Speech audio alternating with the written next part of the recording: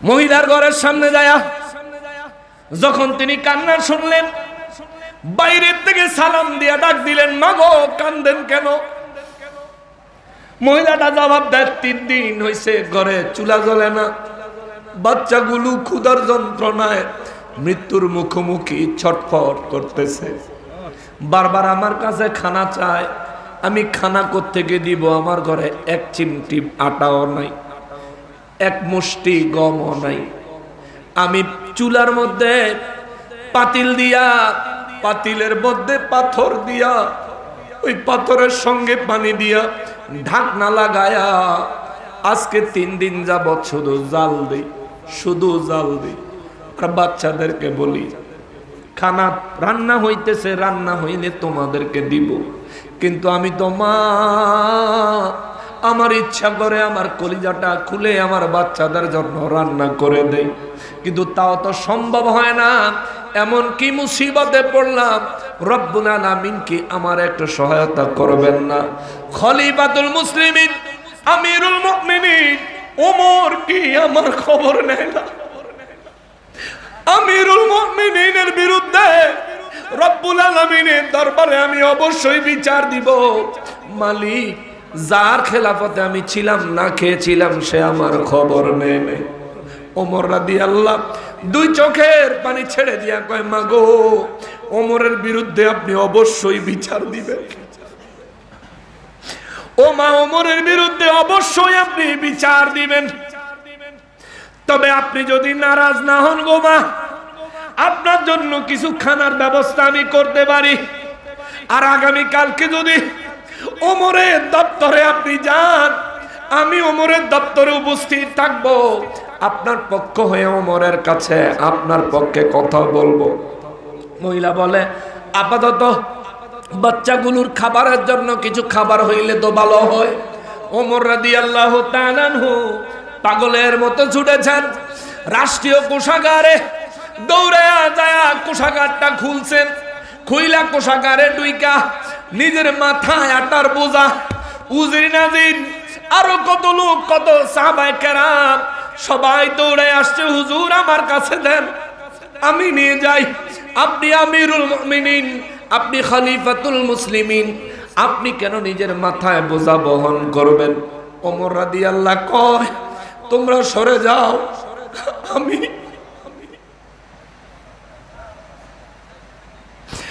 রব্বুল আলামিনের দরবারে জবাব দেওয়ার মতন কোন ভাষা আমি ওমরের জবানে এই মুহূর্তে নাই। আমার কাজ আমারে করতে দাও। আল্লাহ যদি আমারে জিজ্ঞাসা করে, ওমর তোর খেলাফতে ছিল, না খায়া থাকলো কেন? আমি ওমর কি জবাব দিব? নিজের মাথায় বোঝা বহন করে রাতের বেলায় ওই মহিলার বাড়িতে খানা পৌঁছায়া দিছেন, আটা পৌঁছায়া দিছেন। পরের দিন ওই মহিলা ওমর রাদিয়াল্লাহু দরবারে আসছে, আয়েশা ছায়া দেখে রে, গত রাতে যেই মানুষটা মাথায় বহন করে আটার বোঝা মহিলার ঘরে নিয়ে দিছে, ওই মানুষটাই খলিফাতুল মুসলিমিন আমিরুল মুমিনিন ওমর ফারুক আযম। জোরে বলেন সুবহানাল্লাহ। মহিলা 2টা হাঁটু জমিনে ফালায়া 2টা হাত জোর করে চোখের পানি ছাইরা দিয়া কয়, ও আমিরুল মুমিনিন, গত রাতে আমি আপনাকে চিনতে পারি নাই। যদি আপনারে চিনতাম তাইলে কখনোই এত কর্কশ ভাষায় কথা বলতাম না।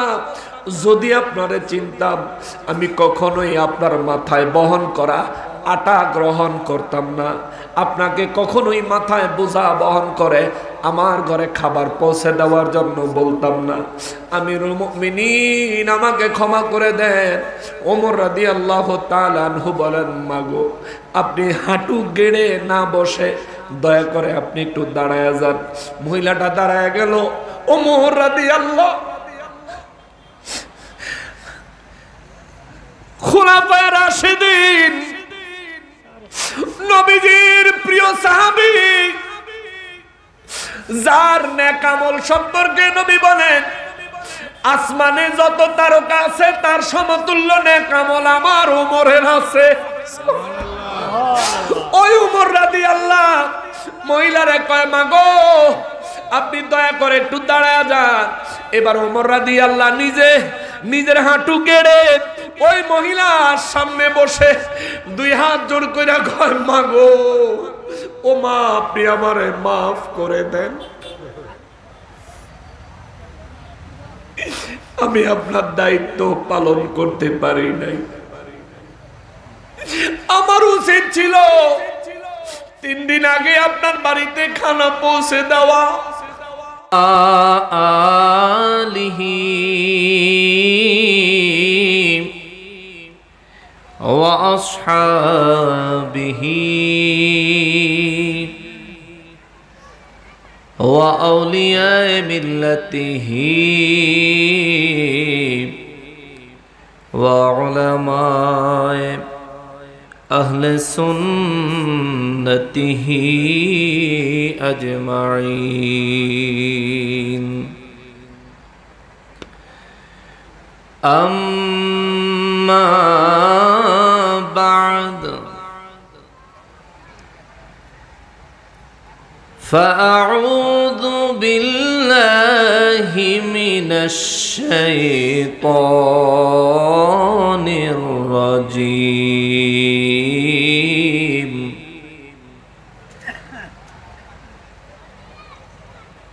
বিসমিল্লাহির রহমানির রহিম।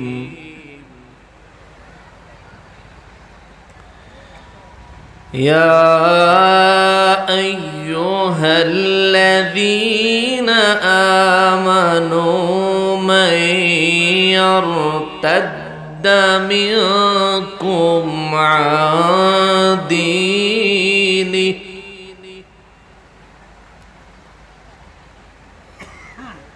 فسوف يأتي الله بقوم يحبهم ويحبونه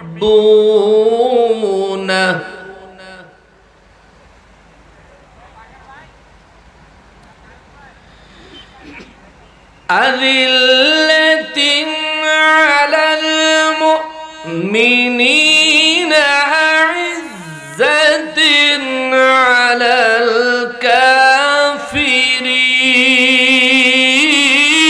الكافرين. الله أكبر.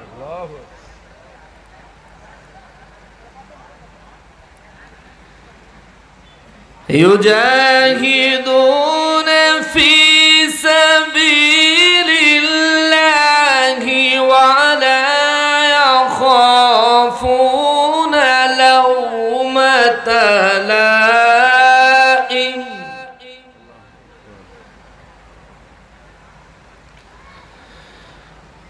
ذلك فضل الله يؤتيه من يشاء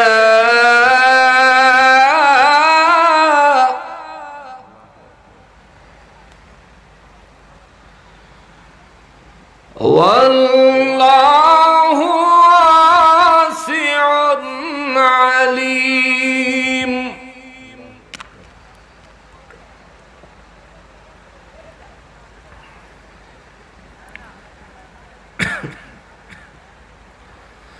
فقال تعالى في شان حبيبه ومحبوبه ومعشوقه مخبرا وآمرا إن الله وملائكته يصلون على النبي يا أيها الذين آمنوا صلوا عليه وسلموا تسليما. اللهم صل على سيدنا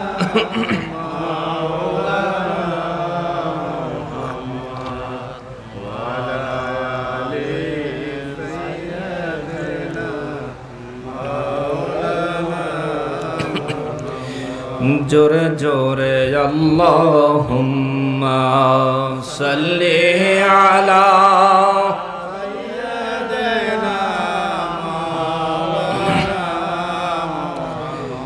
ওয়া আলা আলি সাইয়্যিদিনা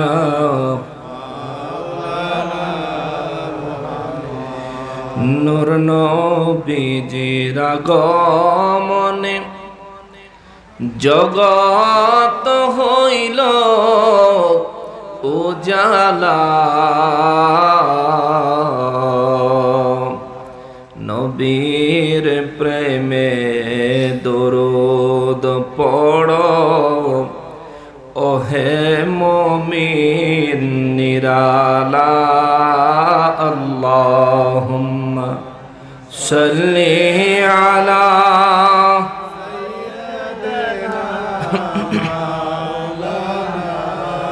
মুহাম্মদ ওয়া আলা আলি মাওলানা আমরা সবাই গুনাহগার গো নবীজি আপনায় দেখি নাই সেই কারণে রোজ হাসরে আমাদেরকে ভুলেন না আল্লাহুম্মা সাল্লি আলা সাউন্ড একটু সুন্দর করে দাও ওয়া আলা আলি সাইয়্যিদিনা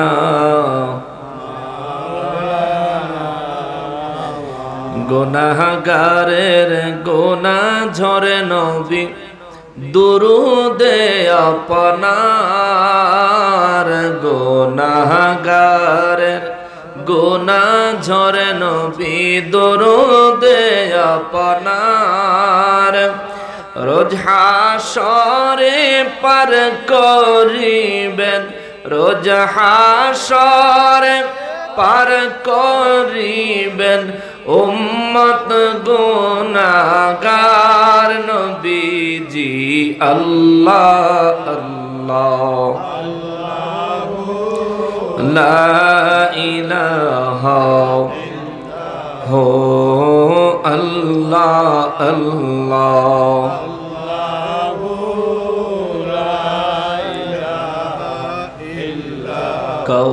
কৌসারের মালিক আপনি বাদশাদু জাহান কৌসারের মালিক আপনি বাদশাদু জাহান রোজ হাসরে উম্মতের নবী রোজ হাসরে তেরে নবী কৌসার করবেন দান নবীজি আল্লাহ আল্লাহ লা ইলাহা ও আল্লাহ আল্লাহ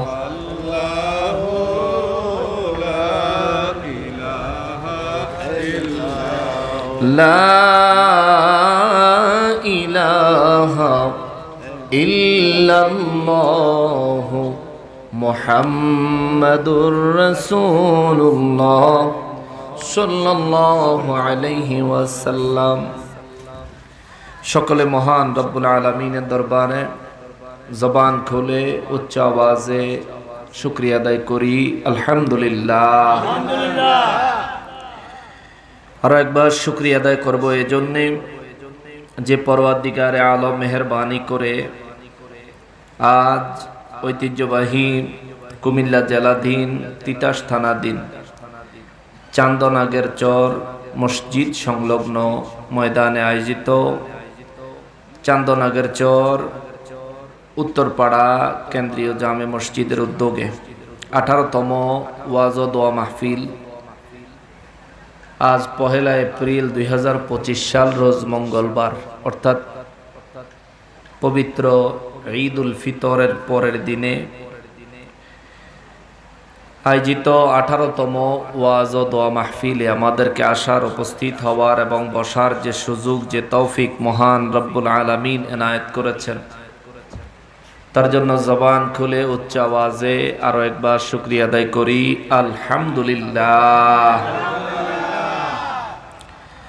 লক্ষ কোটি দুরুদ ও সালাম সরকারে কায়নাত সৈয়দুল মুরসালিন খাতিমুন নবীন রহমাতুল লিল আলামিন নূরে মুজাসসাম নূরুন আলা নূর, হায়াতুন নবী, জিন্দা নবী, নবীদের নবী, উম্মতের কান্ডারি নবী, শাফাআতের কান্ডারি নবী, হাউজে কাউসারের মালিক নবী, আমার নূর নবীজির নূরানি কদম মোবারকে মহান রব্বুল আলামিন যেন মেহেরবানি করে কবুল করেন। জবান খুলে পড়ি আমিন। অধ্যকার আয়োজিত মাহফিলের সম্মানিত সভাপতি সাহেব জনাব হাজী মোহাম্মদ তোফাজ্জল হোসেন ব্যাপারী সাহেব,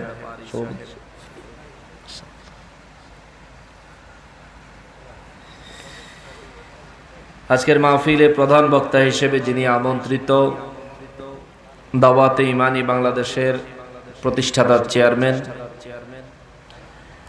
সারা বিশ্বে বাংলা ভাষাভাষী মুসলিম উম্মার হৃদয়ের স্পন্দন, আহলে সুন্নাত ওয়াল জামায়াতের অতন্দ্র প্রহরী, সুন্নিয়তের নয়নমণি, আন্তর্জাতিক ইসলামিক স্কলার, তরুণ যুব সমাজের আইডল হযরতুল আল্লামা হযরত মাওলানা পীর মুফতি গিয়াসউদ্দিন আত-তাহেরি মাদ্দাজিল্লাহুল আলী বারাকাল্লাহু ফি হায়াতিহি, উচ্চ আওয়াজে পড়ি আল্লাহুম্মা আমিন।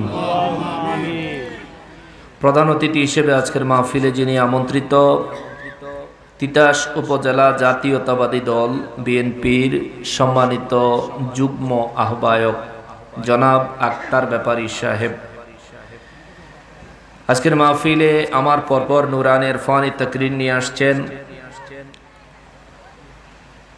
ফয়জিয়া দরবার শরীফের খাদেম কারি হাফেজ মাওলানা মুশায়েদুল্লাহ ফয়েজি সাহেব। আলোচনা পেশ করেছেন ইমাম ও খতিব চান্দনাগের চর কেন্দ্রীয় জামে মসজিদের সম্মানিত ইমাম ও খতিব হযরত মাওলানা মুহাম্মদ জামাল উদ্দিন সাহেব মাদ্দাজিল্লাহুল আলী বারাকাল্লাহু ফি হায়াতিহি, উচ্চ আওয়াজে পড়ি আল্লাহুম্মা আমিন।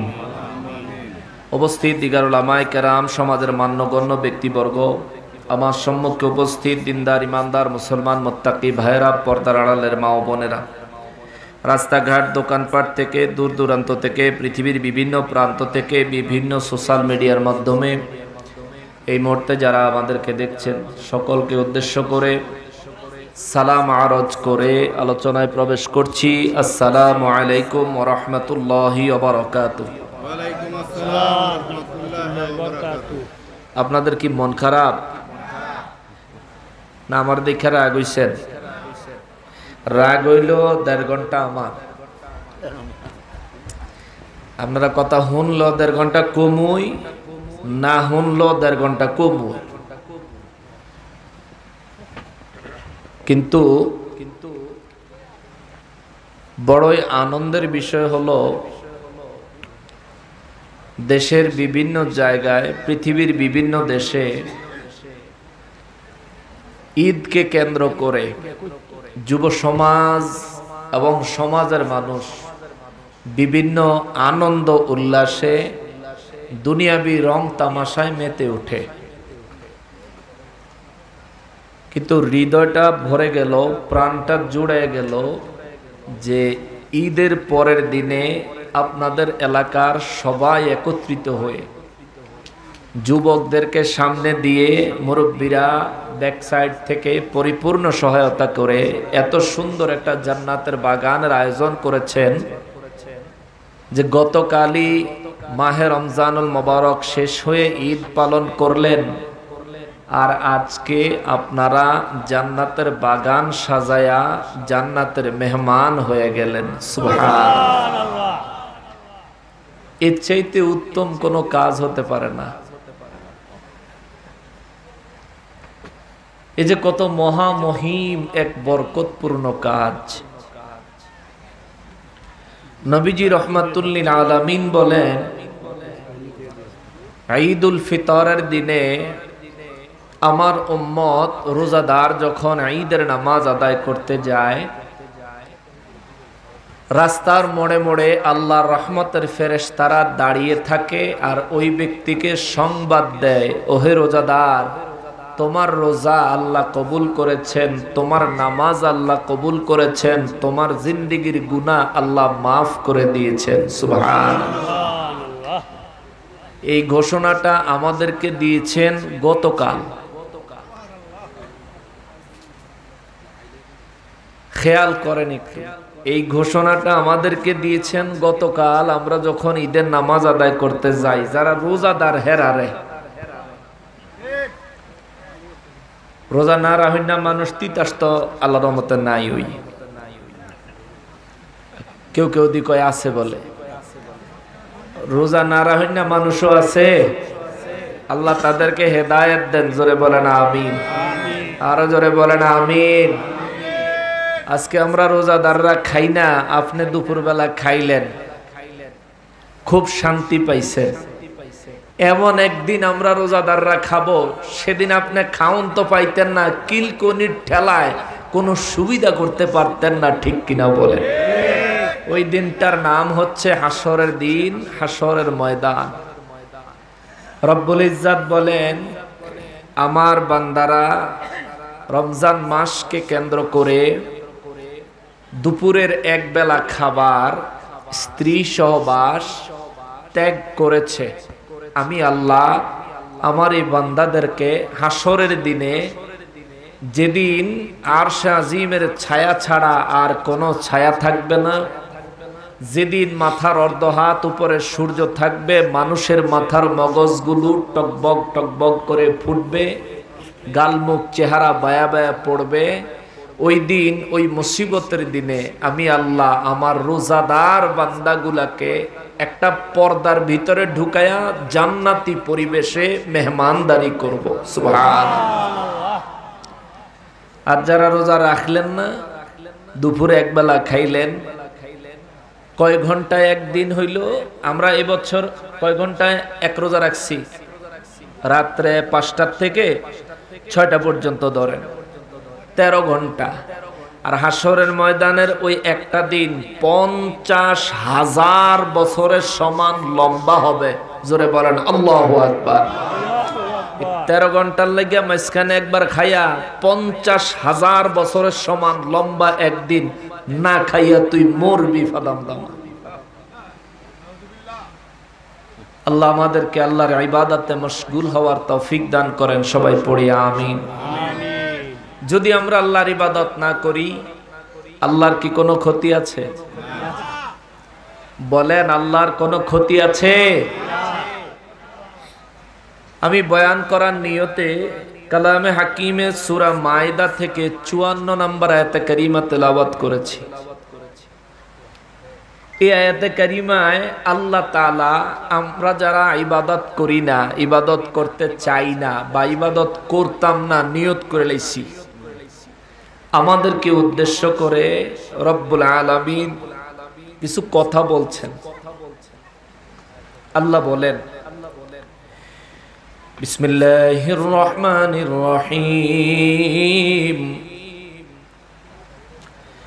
ইয়া আইয়ুহাল্লাযীনা আমানু মান ইয়ারতাদ্দা মিনকুম আন দীনিহি فسوف يأتي الله بقوم يحبهم ويحبونه। আওয়াজ করে বলেন আল্লাহু আকবার। রব্বুল আলামিন কালামে হাকিমে সূরা মায়দার 54 নম্বর আয়াতে কারিমায় ইমানদারদেরকে উদ্দেশ্য করে আমার আল্লাহ ডেকে বলেন, ইয়া আইয়ুহাল্লাযীনা আমানু, ও ওহে দুনিয়ার ইমানদারেরা রে, এ সম্মানিত ইমানদারেরা, মাইয়ারতাদ্দা মিনকুম আন দীনি, যদি তোমরা সমস্ত ইমানদারেরা আমি আল্লাহর দিন থেকে বের হয়ে যাও, যদি সমস্ত ইমানদারেরা আমি রব্বুল আলামিনের দিন থেকে বের হয়ে যাও, আল্লাহ বলেন তাতে আমার কিচ্ছু আসে যায় না। আল্লাহু আকবার।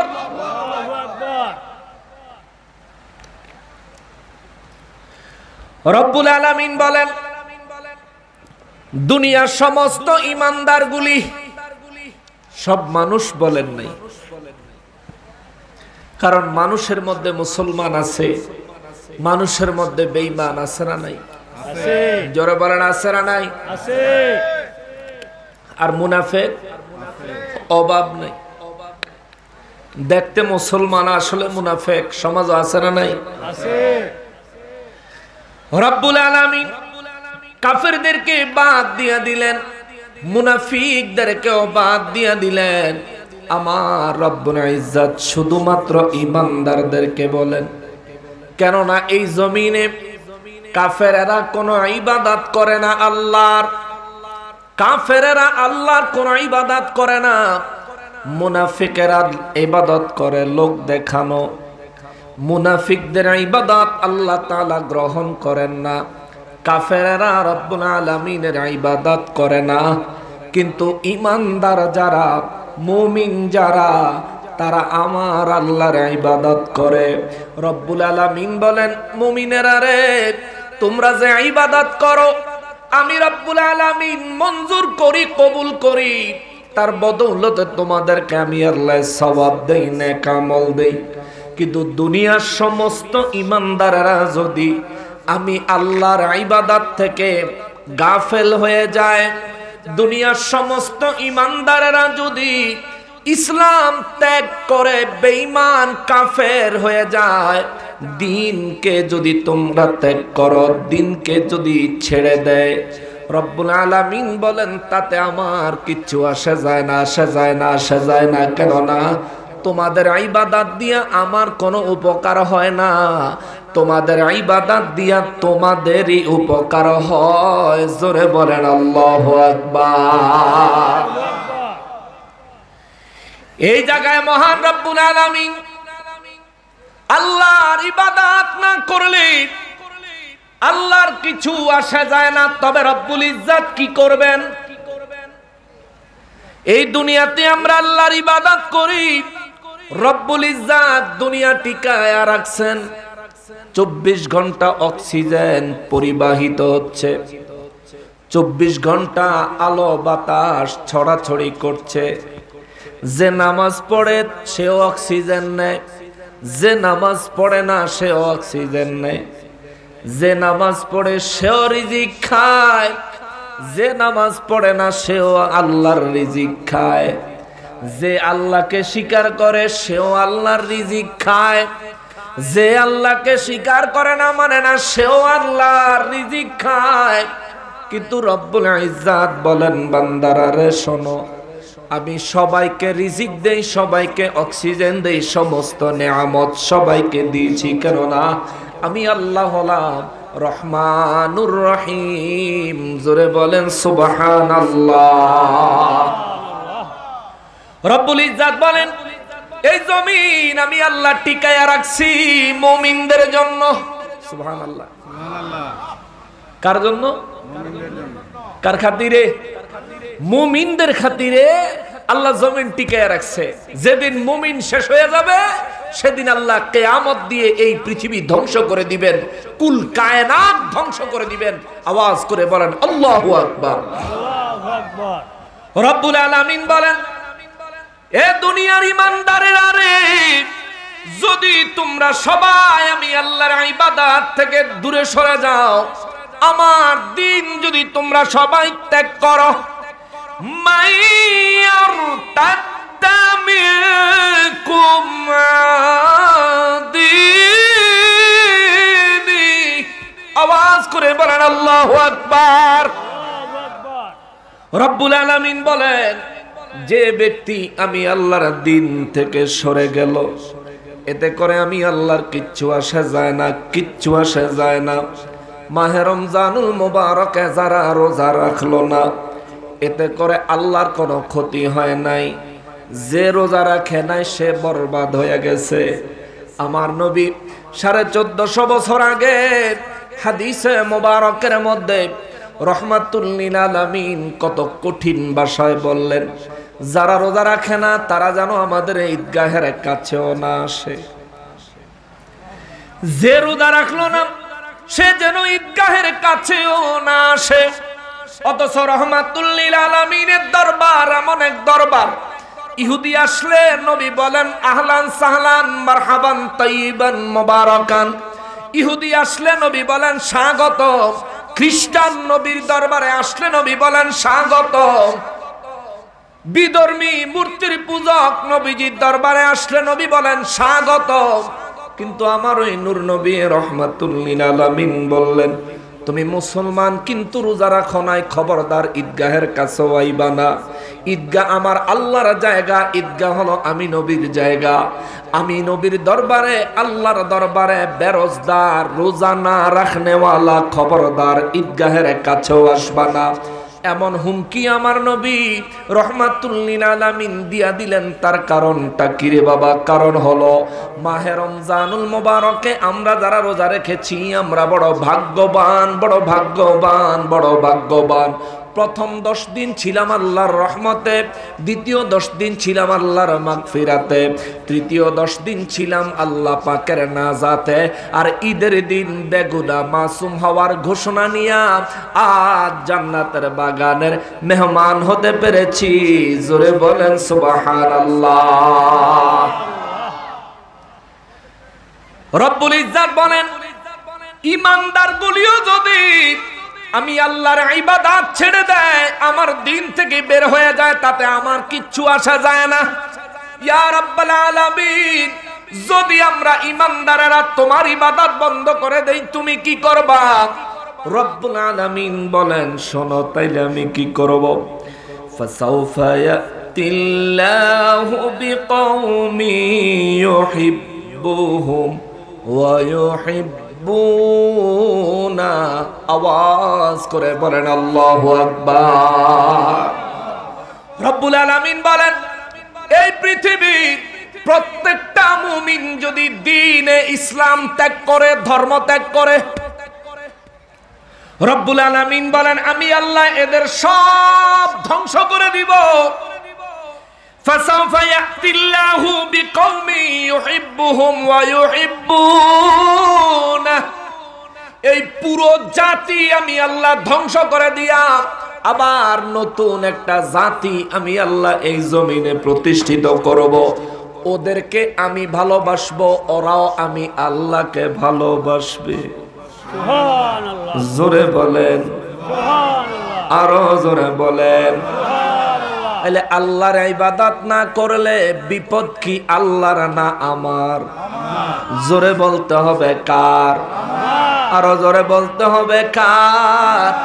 আল্লাহ রাব্বুল ইজ্জাত বলেন না, আল্লাহ তাআলা ডাইরেক্ট হুমকি দিয়া বলেন নাই যে আমি সব ধ্বংস করে দিব, কিন্তু আল্লাহ এমন ভাবে হিকমত সম্পন্ন কথা বললেন রে বাবা, নীরব ধমক অত্যন্ত ভয়ঙ্কর, নীরবতার ধমক অত্যন্ত ভয়ঙ্কর। আল্লাহ বলেন পৃথিবীর সমস্ত ঈমানদার যদি আমার দিন থেকে বের হয়ে যায়, ফাসাউফা ইয়াতিল্লাহু বিকওমি ইউহিব্বুহুম ওয়া ইউহিব্বুনা। আমি আল্লাহ এমন একটা জাতি পৃথিবীতে নতুন করে পাঠাবো, বলেন নাই ধ্বংস করে দিবেন। আমি আল্লাহ এমন একটা জাতি পৃথিবীতে নতুন করে পাঠাবো, রব্বুল ইজ্জাত বলেন ওই জাতিরে আমি ভালোবাসবো, তারাও আমি আল্লাহকে ভালোবাসবে। আল্লাহু আকবার। এই ভালোবাসার কথা আমার আল্লাহ কেন বললেন? বলার উদ্দেশ্য হলো আমার রব্বুল ইজ্জাত চায় আমরা যেন আমার রব্বুল ইজ্জাতকে ভালোবাসি। রোজা যেন জাহান্নামের ভয়ে না রাখি, রোজা যেন রাখি মালিকের ভালোবাসায়, নামাজ যেন জাহান্নামের ভয়ে না পড়ি, নামাজ যেন পড়ি মালিকের ভালোবাসায়, ইবাদত করব আল্লাহকে ভালোবাসার জন্যে। ও মুসলমান, দুনিয়াতে জিন্দেগি যাপন করব রব্বুল ইজ্জাতকে ভালোবাসার জন্যে। এই দুনিয়ায় প্রত্যেকটা নিঃশ্বাস নিব রব্বুল আলামিনকে ভালোবাসার জন্যে। দুনিয়ায় যে ব্যক্তি তার জিন্দেগি গুজারে, দুনিয়ায় যে ব্যক্তি তার জিন্দেগি পার করে রব্বুল ইজ্জাতকে ভালোবেসে বেশে ভালোবেসে বেশে ভালোবেসে বেশে, আমার রব্বুল আলামিন বলেন ওই মানুষগুলার জন্য আমি আল্লাহ রহমানুর রহিম, গফুরুর রহিম। আওয়াজ করে বলেন সুবহানাল্লাহ। এইবার আসেন রব্বুল আলামিনকে কেমনে ভালোবাসবেন।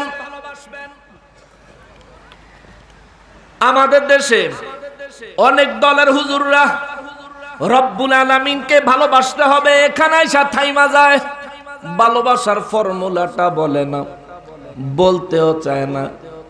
সুন্নিরা বললে তার বিরুদ্ধে অনেক কথাবার্তা বলে, আছে না? আছে না বাবা?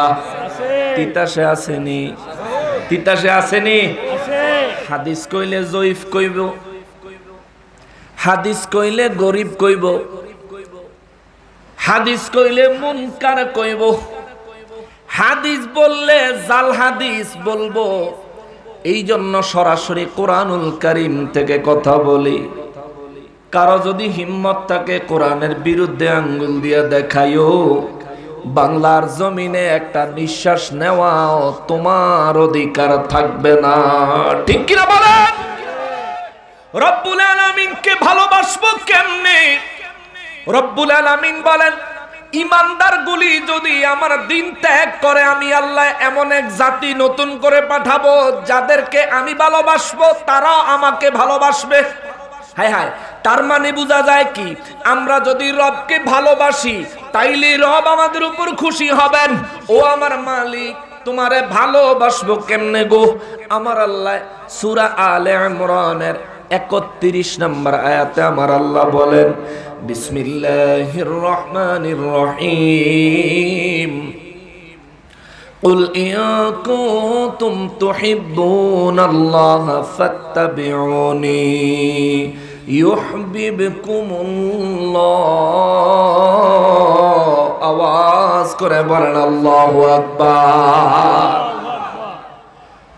রব্বুল আলামিন বলেন, কুল নবী গো আপনি বলে দেন, ইয়া রাসূলুল্লাহ সাল্লাল্লাহু আলাইহি ওয়াসাল্লাম, নবী গো বিশ্ববাসীকে জানিয়ে দেন, আমার প্রিয় বান্দাগুলারে ঈমানদারদেরকে জানাইয়া দেন, ইন কুনতুম তুহিব্বুনাল্লাহ, দুনিয়ার কেউ যদি আমি রবকে ভালোবাসতে চায়, আমি আল্লাহকে ভালোবাসতে চায়, দুনিয়ার মানুষগুলাকে বলেন তারা যেন ইউহিব্বুকুমুল্লাহ, তারা যেন ফাত্তাবিউনি, তাদেরকে বলে দেন তারা যেন আপনার আনুগত্য করে, তাদেরকে বলে দেন তারা যেন আপনার অনুসরণ করে, তাদেরকে বলেন তারা যেন আপনার দেখানো পথ পদ্ধতি মোতাবেক আমি আল্লাহকে ভালোবাসার চেষ্টা করে, তাদেরকে বলেন আপনি নবীজির হুকুম মানার মাধ্যমে যেন আমি আল্লাহকে ভালোবাসার চেষ্টা করে, তাদেরকে বলেন তারা যেন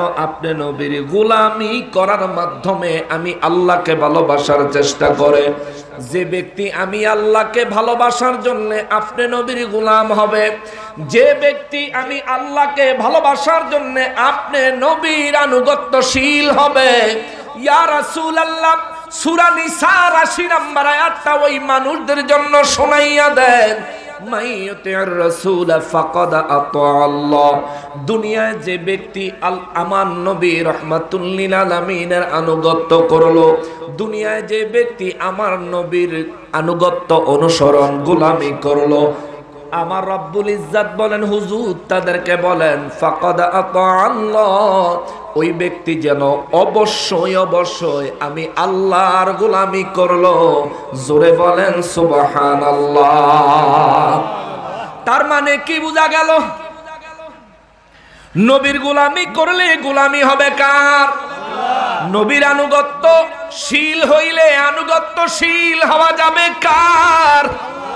নবীকে খুশি করতে পারলে খুশি হয়ে যাবেন কে? এই জন্যই তো সূরা আলে ইমরানের 31 নম্বর আয়াতে আল্লাহ বলেন, কুল ইন কুনতুম তুহিব্বুনাল্লাহ, ও নবী গো, বিশ্ববাসীকে বলে দেন, দুনিয়ার কোন মানুষ যদি আমি আল্লাহকে ভালোবাসতে চায় তারা যেন ফাত্তাবিউনি, তারা যেন আপনার গোলামির মাধ্যমে আমি আল্লাহকে ভালোবাসতে চায়। যদি আপনার গোলামির মাধ্যমে কেউ আমি আল্লাহকে ভালোবাসতে চায় তারে সুসংবাদ দেন, ইউহিব্বুকুমুল্লাহ, যেই দিন আমার ওই বান্দা আপনি নবীর গোলামির মাধ্যমে আমাকে ভালোবাসতে চাইবে, ওই দিন থেকে আরম্ভ করে তার মৌত পর্যন্ত, মৌতের পর কবরে হাসর পর্যন্ত, হাসরের দিনে জান্নাতে ঢুকা পর্যন্ত, জান্নাতে ঢুকার পরে অনন্ত কাল ধরে আমি রব্বুল আলামিন আমার ওই বান্দাটাকে ভালোবাসবো। জোরে বলেন সুবহানাল্লাহ, আওয়াজ করে বলেন আল্লাহু আকবার। রব্বুল আলামিন বলেন, বান্দারা রে, ও বান্দারা, যদি তোমরা আমি আল্লাহকে ভালোবাসতে চাও তাহলে নবীর গোলামির মাধ্যমে ভালোবাসার চেষ্টা করো, কারণ ডাইরেক্ট আমাকে ভালোবাসা তোমার পক্ষে সম্ভব নয়, ডাইরেক্ট আমাকে পাওয়া তোমার পক্ষে সম্ভব নয়। আমি রবের ভালোবাসা পাইতে হইলে নবী লাগবে, আমি রবের উপর ঈমান আনতে হইলে নবী লাগবে, আমি রবের ব্যাপারে সঠিক আকীদা বিশ্বাস পোষণ করতে হইলে নবী লাগবে, নবী লাগবে, নবী লাগবে। শুধুমাত্র আখিরি নবীর উম্মতদের জন্য নবী ছাড়া ঈমান হয় না, বিষয়টা এমন না।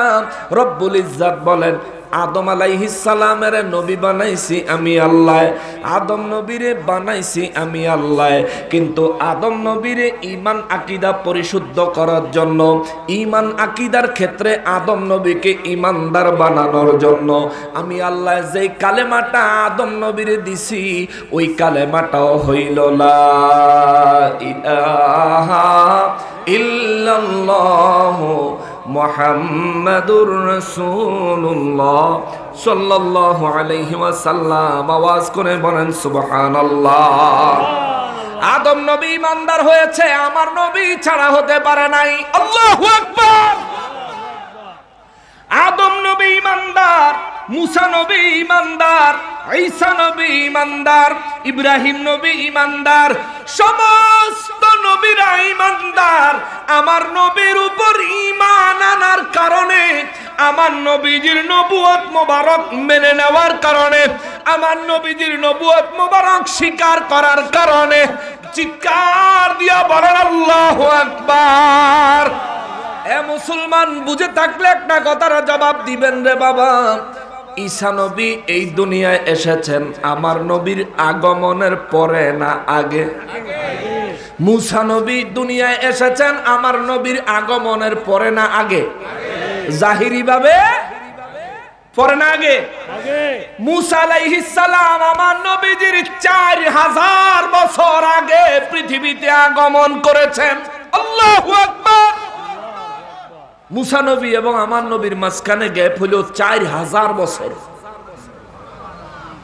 ঈসা আলাইহিস সালাম আমার নবীর আগে 570 বছর আগে ঈসা আলাইহিস সালাম দুনিয়ায় আগমন করেছেন। বুঝছেন? ঈসা নবী 570 বছর আগে দুনিয়ায়, আমার নবী আসেন নাই তখনও। আমার নবী দুনিয়ায় আসলেন ঈসা নবীর 570 বছর পরে।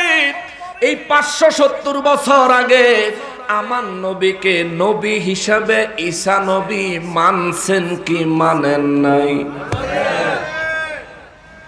মুসা নবী আসলেন আমার নবীর আগমনের 4000 বছর আগে।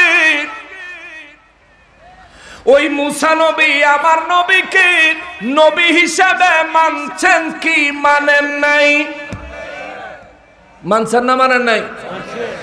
নবীজির 4000 বছর আগে মুসা নবী দুনিয়ায় আসার পরে আমার নবীকে নবী হিসাবে মেনে নিলেন। মুসা নবী ঈমানদার হইলেন। আল্লাহ পাক মুসা নবীকে নবুয়ত এবং রিসালাত দিয়ে ধন্য করলেন। তাওরাত কিতাব দিলেন। ঈসা নবী আমার নবীর আগমনের 570 বছর আগে দুনিয়ায় আগমন করেন এবং আমার নবীর উপর ঈমান আনেন। ঈসা নবীরে আল্লাহ নবুয়ত এবং রিসালাতের মর্যাদা দিলেন। আসমানি কিতাব ইনজিল কিতাব ঈসা নবীরে আল্লাহ দিলেন। আমার নবীর উম্মত হইতে আক্ষেপ করার কারণে আমার আল্লাহ চতুর্থ আসমানে উঠায়া রাখছে, আইজও সময় হইলে পাঠায়া দিব। এ বাবা, এই কথাটা আনলাম এই কারণে রে, আমার নবীর আগমনের 570 বছর আগেও আমার নবীকে নবী মানে ঈসা নবী আমার নবীর আগমনের 4000 বছর আগে পৃথিবীতে আসার পরেও আমার নবীকে নবী এবং রাসূল হিসেবে মানল মুসা নবী।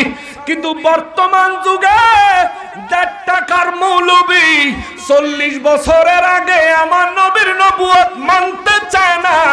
এই সমস্ত ফকিন্নির পোলারা কোনদিন মুমিন হইতে পারে না, ঠিক কিনা? কষ্ট পাইছেন? কষ্ট পাইছেন? দুষ্ট লোকের মিষ্টি কথা ঘনায়া বসে কাছে, কথা দিয়া কথা নেয় প্রাণে মারে শেষে, ঠিক কিনা বলেন? বড় ঘুমটা লাগাইব, ভালো দামি ক্যামেরার সামনে বইব, 20-30টা ক্যামেরা লাগায়া বইব, একটা নবী বিদ্বেষী কথা বলে ছড়ায়া দিব। হায় হায়, মৌলবী কইতে কাইলি রে, মুসা নবীর কাছে আসমানি কিতাব তাওরাত ছিল, আমার নবীর নবুয়ত অস্বীকার করেন নাই, অথচ তখনও আমার নবীর মিলাদে মোবারকই হয় নাই, ঠিক কিনা বলেন? নবীজি তখন দুনিয়াতে আগমনই করেন নাই। মুসা নবী নবী হইয়া রসুল হইয়া আমার ওই নবীকে নবী মানতে 4500 বছর আগে কোনো আপত্তি করেন নাই। আমার নবীর আগমনের 4500 বছর আগেও আমার নবীজির নবুয়ত মোবারক মানতে মুসা নবীর অসুবিধা নাই। 570 বছর আগেও ঈসা নবী আমার নবীজির নবুয়ত মোবারক মানতে কোনো অসুবিধা ছিল না। আমরাও আমার নবীর নবুয়ত মোবারক সৃষ্টির প্রথম থেকে ধরে মানি। তুমি যে ব্যক্তি দুনিয়ায় নবীর 40 বছর জিন্দেগি মোবারকের আগে 40 বছরের নবুয়ত মোবারক যে ব্যক্তি মানতে চাও না, তোমার উদ্দেশ্য খারাপ। এই ব্যক্তির উদ্দেশ্য হইল দুনিয়ার 40 বছরের কথা কমু, আর সৃষ্টি সূত্রে আমার নবী রহমাতুল লিল আলামিন, সমস্ত নবীদের নবী, শ্রেষ্ঠ নবী, শ্রেষ্ঠ রসুল। এই কথা যে অস্বীকার করব, এটা মনে মনে মুখে বলবো, 40 বছরের আগের জীবন নবীজির নবুয়তের জীবন মানি না, এই কথা যারা বলবে আমরা তাদের কাছে জানতে চাই, যদি নবী আগমন করার পরেও 40 বছর নবীকে নবী হিসাবে তুমি মানতে না চাও, তাইলে তুমি আমারে ফতোয়া দাও, মুসা নবী আমার নবীরে 4500 বছর আগে, 4000 বছর আগে মুসা নবী কেমনে মানছে? 570 বছর আগে ঈসা নবী কেমনে মানছে? আর ঈসা নবী মুসা নবী আমার নবীরে নবী মানলো, নবীর উপর কালেমা পড়লো, ইমানদার হইল, আল্লাহ কেন তাগরে বাধা দিল না? আল্লাহ কেন তাদেরকে নিষেধ করলো না? আল্লাহ তো বাধা দেয়ই না, বরঞ্চ আমার আল্লাহ ঈসা নবীরে ইনজিল কিতাব দিয়া সম্মানিত করলেন, মুসা নবীরে তাওরাত কিতাব দিয়া সম্মানিত করলেন। কি বুঝলেন? কি বুঝলেন? কি বুঝলেন? আদম নবী, আদম জাতির পিতা, আল্লাহর সৃষ্টির সর্বপ্রথম মানুষ, ওই আদম নবীও সৃষ্টি হইয়া আমার নবীকে নবী এবং রসুল হিসাবে মাইনা নিলেন, কোনো অসুবিধা হয় নাই। আল্লাহ আদম নবীর উপর নারাজ হয় নাই, বরং আদম নবীরে জ্ঞানী বানাইলেন, এমন জ্ঞানী, এমন মর্যাদাবান বানাইলেন, ফেরেশতাদেরকে দিয়া আল্লাহ আদম নবীরে সেজদা করাইলেন। জোরে কন্যা সুবহানাল্লাহ। ফেরেশতাদেরকে দিয়া আদম নবীরে আমার আল্লাহ সেজদা করাইলেন। যখন সেজদা করাইলেন আদম নবী, তখন আমার নূর নবী রহমাতুল লিল আলামিনের উপর কালেমা পড়ে অলরেডি ঈমানদার। আল্লাহু আকবার। আল্লাহ সৃষ্টির প্রথম মানুষ আমার নবীর উপর ঈমান আনলেন। আল্লাহ নারাজ হয় নাই, বাধা দেয় নাই, একবারও বলেন নাই আমার আল্লাহ যে আমার হাবিব দুনিয়ায় যাবে। আদম নবীরে জান্নাতি আল্লাহ যখন বানায়, আমার নবীকে দুনিয়ায় পাঠানোর সিদ্ধান্ত আল্লাহ পাকের কুদরতের ইলমে আছে না নাই? জোরে বলেন আছে না নাই? আল্লাহ কি তখন সিদ্ধান্ত নিয়ে রাখে নাই? রাখে নাই নাকি পরে পরে সিদ্ধান্ত করছেন? সিদ্ধান্ত তো আগেরই করা। রব্বুল আলামিন আগের থেকে সিদ্ধান্ত করে রাখলেন।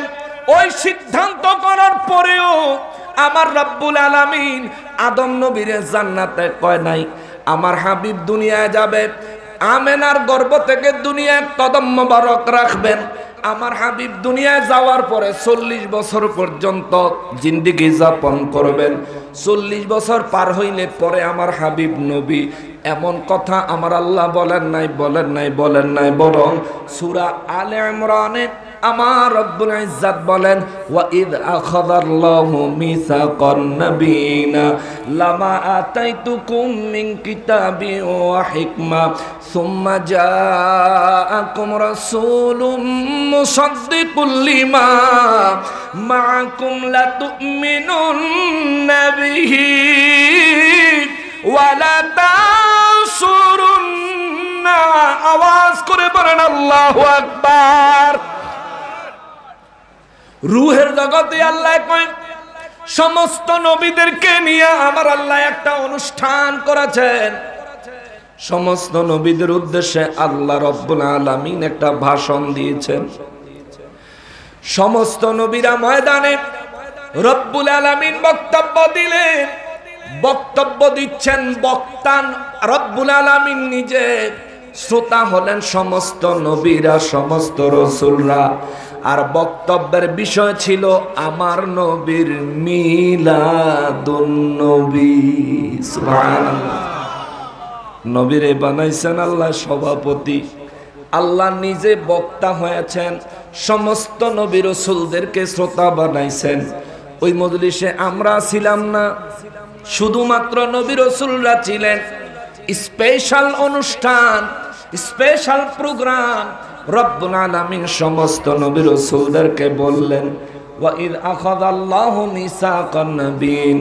নবী গো, ও নবী, ওই দিনের কথা মনে আছে নি গো নবী, যেদিন আমি আল্লাহ সমস্ত নবী রাসূলদেরকে এক জায়গায় জমায়েত করে আমি আল্লাহ সমস্ত নবী রাসূলদের থেকে প্রতিশ্রুতি গ্রহণ করেছিলাম, ওয়াদা নিয়েছিলাম।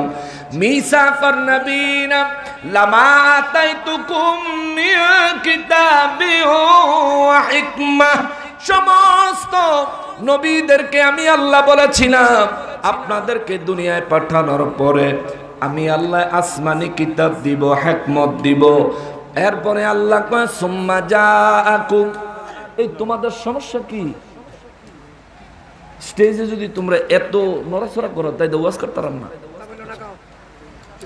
স্টেজে আর হাঁটাহাঁটি করো না। গুরুত্বপূর্ণ কথা বলার সময় নড়াচড়া করলে মনোযোগ নষ্ট হয়ে গেলে আর আলোচনা বুঝতই না যে কোথা থেকে আসলো, কোন জায়গায় নিয়ে কথাটা তাদের অন্তরে রাখতে চাইতেছি, এটা পরে মানসিক চিন্তা নষ্ট হয়ে যাবে।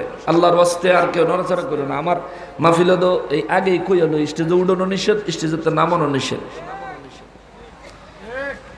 মুসলমানের আরে, আমার পেয়ারা নবীর উম্মতের আরে, আমি আবার সূরা মায়েদা 54 নম্বর আয়াতে কারিমায় ফিরে যাব। তবে মাঝখান দিয়ে কথাগুলো চলে আসছে। রব্বুল আলামিন রূহের জগতে সমস্ত নবীদের কাছ থেকে প্রতিশ্রুতি নিলেন। সমস্ত নবী রাসূলদেরকে আল্লাহ বললেন আমি আপনাদেরকে নবী বানায়া দুনিয়ায় পাঠাবো। দুনিয়ায় যাওয়ার পর আমি আপনাদেরকে কিতাব দিব, দুনিয়ায় যাওয়ার পর আপনাদেরকে আমি হিকমত দিব। এরপরে আল্লাহ বলেন সুম্মা জাআকুম, অতঃপর আপনাদের মাঝে তশরীফ আনবেন, অতঃপর আপনাদের মাঝে আগমন করবেন রাসূলুন। আওয়াজ করে বলেন আল্লাহু আকবার। আল্লাহ কয় এরপরে আপনাদের মাঝে আগমন করবেন আমার রাসূল, আমার হাবিবুল্লাহ। জোরে বলেন সুবহানাল্লাহ। এই কথাটা কেন বললাম? আমার নবী দুনিয়ায় আসবেন, নবীজিকে দুনিয়ায় পাঠাবেন কে? আল্লাহ। একটু বুঝলে জবাব দিয়েন। নবীজিকে দুনিয়ায় পাঠাবেন কে? আল্লাহ। এখন আমাদের দেশের হুজুররা বলতেছেন নবীজি যেদিন মিলাদ হয়েছে সেদিন নবীজি শিশু বাচ্চা ছিলেন।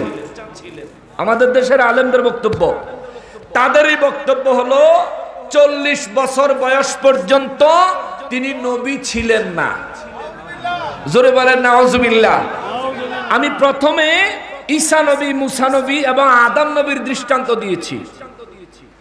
এবার আসেন আমার নবীজিকে দুনিয়ায় পাঠাইছেন কে?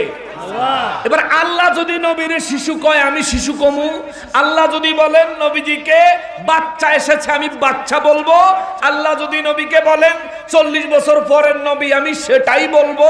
আমি আল্লাহর সিদ্ধান্তের বাইরে যাব না। আল্লাহ কয় সূরা আলে ইমরানে রব্বুল আলামিন বলেন সুম্মা জাকুম রাসূলুন, আল্লাহ বলেন অতঃপর আমার এই রাসূল দুনিয়ায় আগমন করবেন। আল্লাহু আকবার। নবীজিকে দুনিয়ায় ছোট্ট অবস্থায় পাঠাবেন, সিদ্ধান্ত কার? জোরে বলেন কার? নবীজি দুনিয়ায় যখন আসবেন 40 বছর পর্যন্ত নবীজির কাছে আল্লাহ ওহী পাঠাবেন না। এই সিদ্ধান্ত নিছেন কে? আল্লাহ। এই সিদ্ধান্ত কি পরে নিছেন না আগে? সিদ্ধান্ত কি পরে নিছেন না আগে? রব্বুল আলামিনের সিদ্ধান্ত পরিকল্পনা সব আগের থেকেই। আল্লাহর পরিকল্পনা আছে নবীর উপর ওহী দুনিয়ায় আগমন করার 40 বছর পরে আল্লাহ দিবেন। আল্লাহর এই পরিকল্পনা আছে, থাকা সত্ত্বেও আল্লাহর সিদ্ধান্ত আছে নবীজিকে শিশু বাচ্চা হিসাবে দুনিয়ায় পাঠাবেন। কিন্তু আল্লাহ নবীরে বাচ্চা কয় না, শিশু কয় না, আমেনার পুত কয় না, আব্দুল্লাহর পুত কয় না। আমার আল্লাহ কয় সুম্মা জাকুম রাসূলুন, নবুয়ত, রিসালাত, আসমানি কিতাব সহ, হিকমত সহ আমার হাবিব দুনিয়ায় আগমন করবে। আল্লাহু আকবার।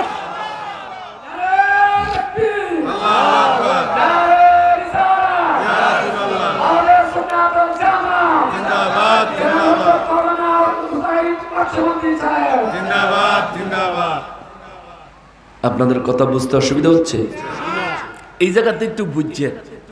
নবীজি দুনিয়ায় আগমন করলেন, দুনিয়ার মানুষ দেখলো শিশু, কিন্তু আল্লাহকে শিশু বলেন না রাসূল বলেন?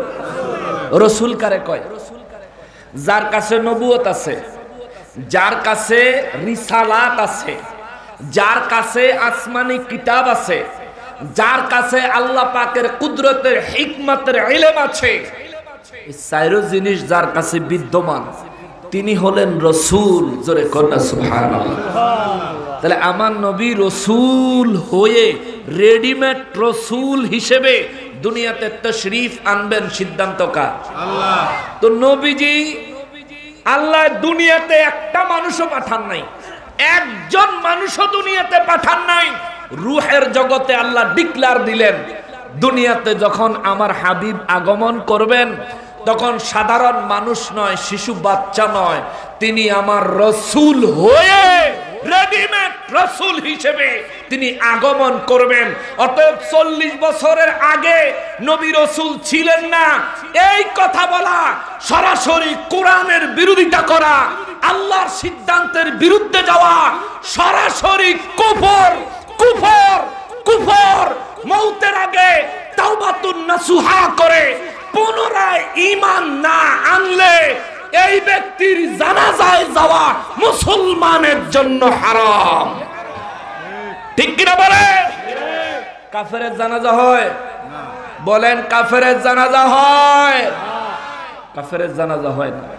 অতএব রাসূলকে কেউ যদি মনে করেন 40 বছরের আগে তিনি রাসূল ছিলেন না, বা 40 বছরের আগের জিন্দেগি নবীজির, মানা যাবে না। আরে ফাদাম দামায় কয় কি রে, এ বেয়াক্কলের বেয়াক্কল। 40 বছরের জিন্দিগি মোবারকের আগে, আরো 15 বছর আগে নবীজি আম্মাজান হযরত খাদিজাতুল কুবরা রাদিয়াল্লাহু তাআলা আনহাকে বিবাহ করলেন। তুমি বলতেছো 40 বছরের আগে তিনি নবী না, অথচ তার ঘরে ফাতেমাতুজ জাহরা রাদিয়াল্লাহু তাআলা আনহাকে রব্বুল আলামিন পাঠাইলেন জান্নাতের নারীদের সরদারিনী। সুবহানাল্লাহ। মানে তুমি বলতেছো তিনি 40 বছরের আগে নবী না, আর আল্লাহ কয় আমি ডিক্লার দিয়েছি আমার রাসূল আগমন করবেন।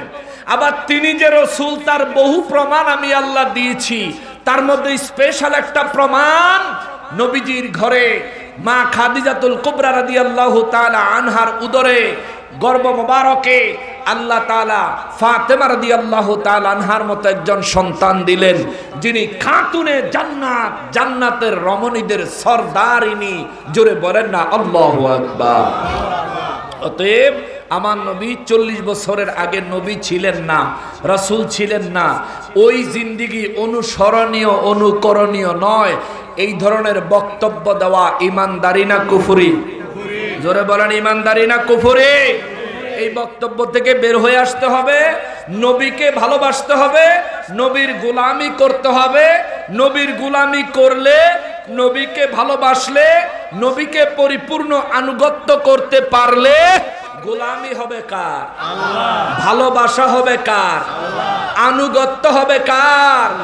আল্লাহ বলেন যদি নবীর গোলামির মাধ্যমে আমার ভালোবাসা তালাশ করো, শোনো তুমি আমাকে ভালোবাসা পর্যন্ত পৌঁছানোর আগেই আমি আল্লাহ নিজে তোমাকে ভালোবাসবো।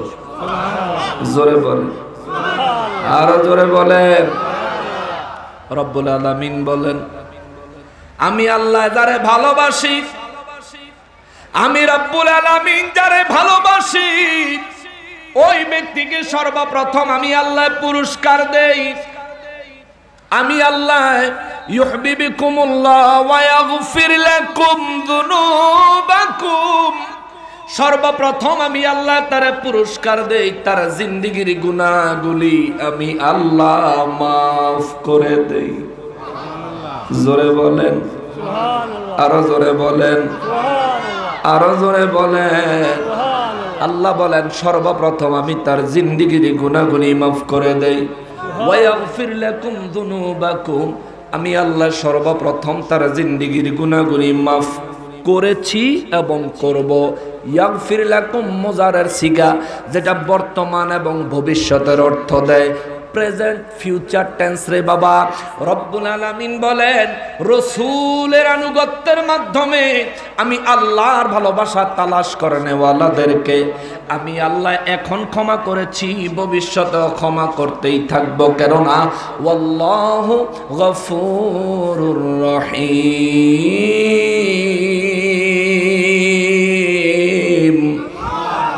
আল্লাহ বলেন কারণ হলো হুজুর বিশ্ববাসীকে জানায়া দেন আমি রব্বুল আলামিন হইলাম ক্ষমা করনেওয়ালা, দয়া করনেওয়ালা। জোরে বলেন সুবহানাল্লাহ। সূরা মায়েদার 54 নম্বর আয়াতে কারিমার কথা বলছিলাম।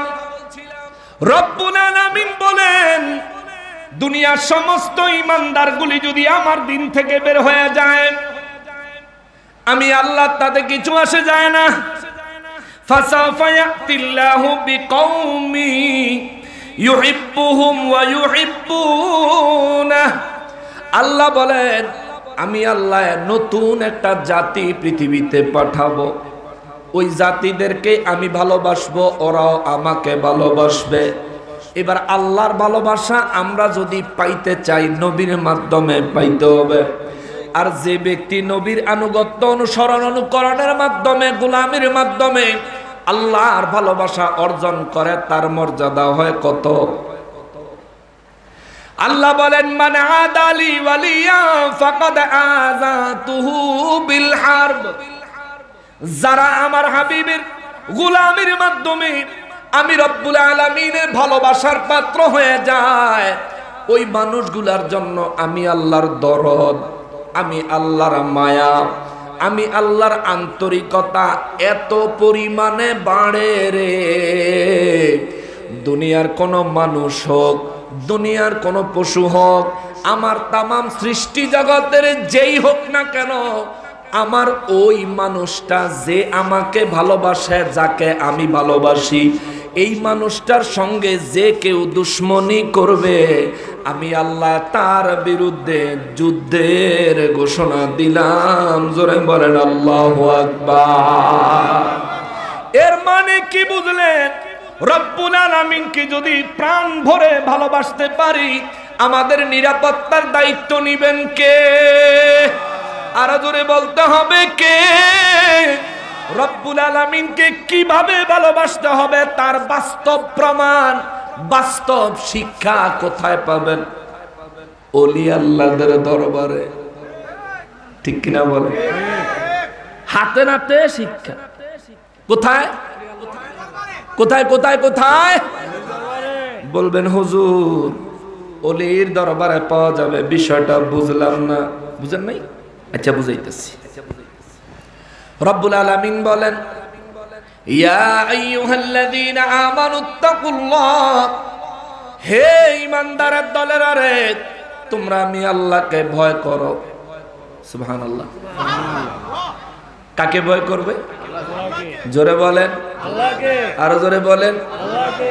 আল্লাহ ডাইরেক্ট নির্দেশ দেয়, ইয়া আইয়ুহাল্লাযীনা আমানুত্তাকুল্লাহ, হে ঈমানদার তোমরা আমি আল্লাহকে ভয় করো।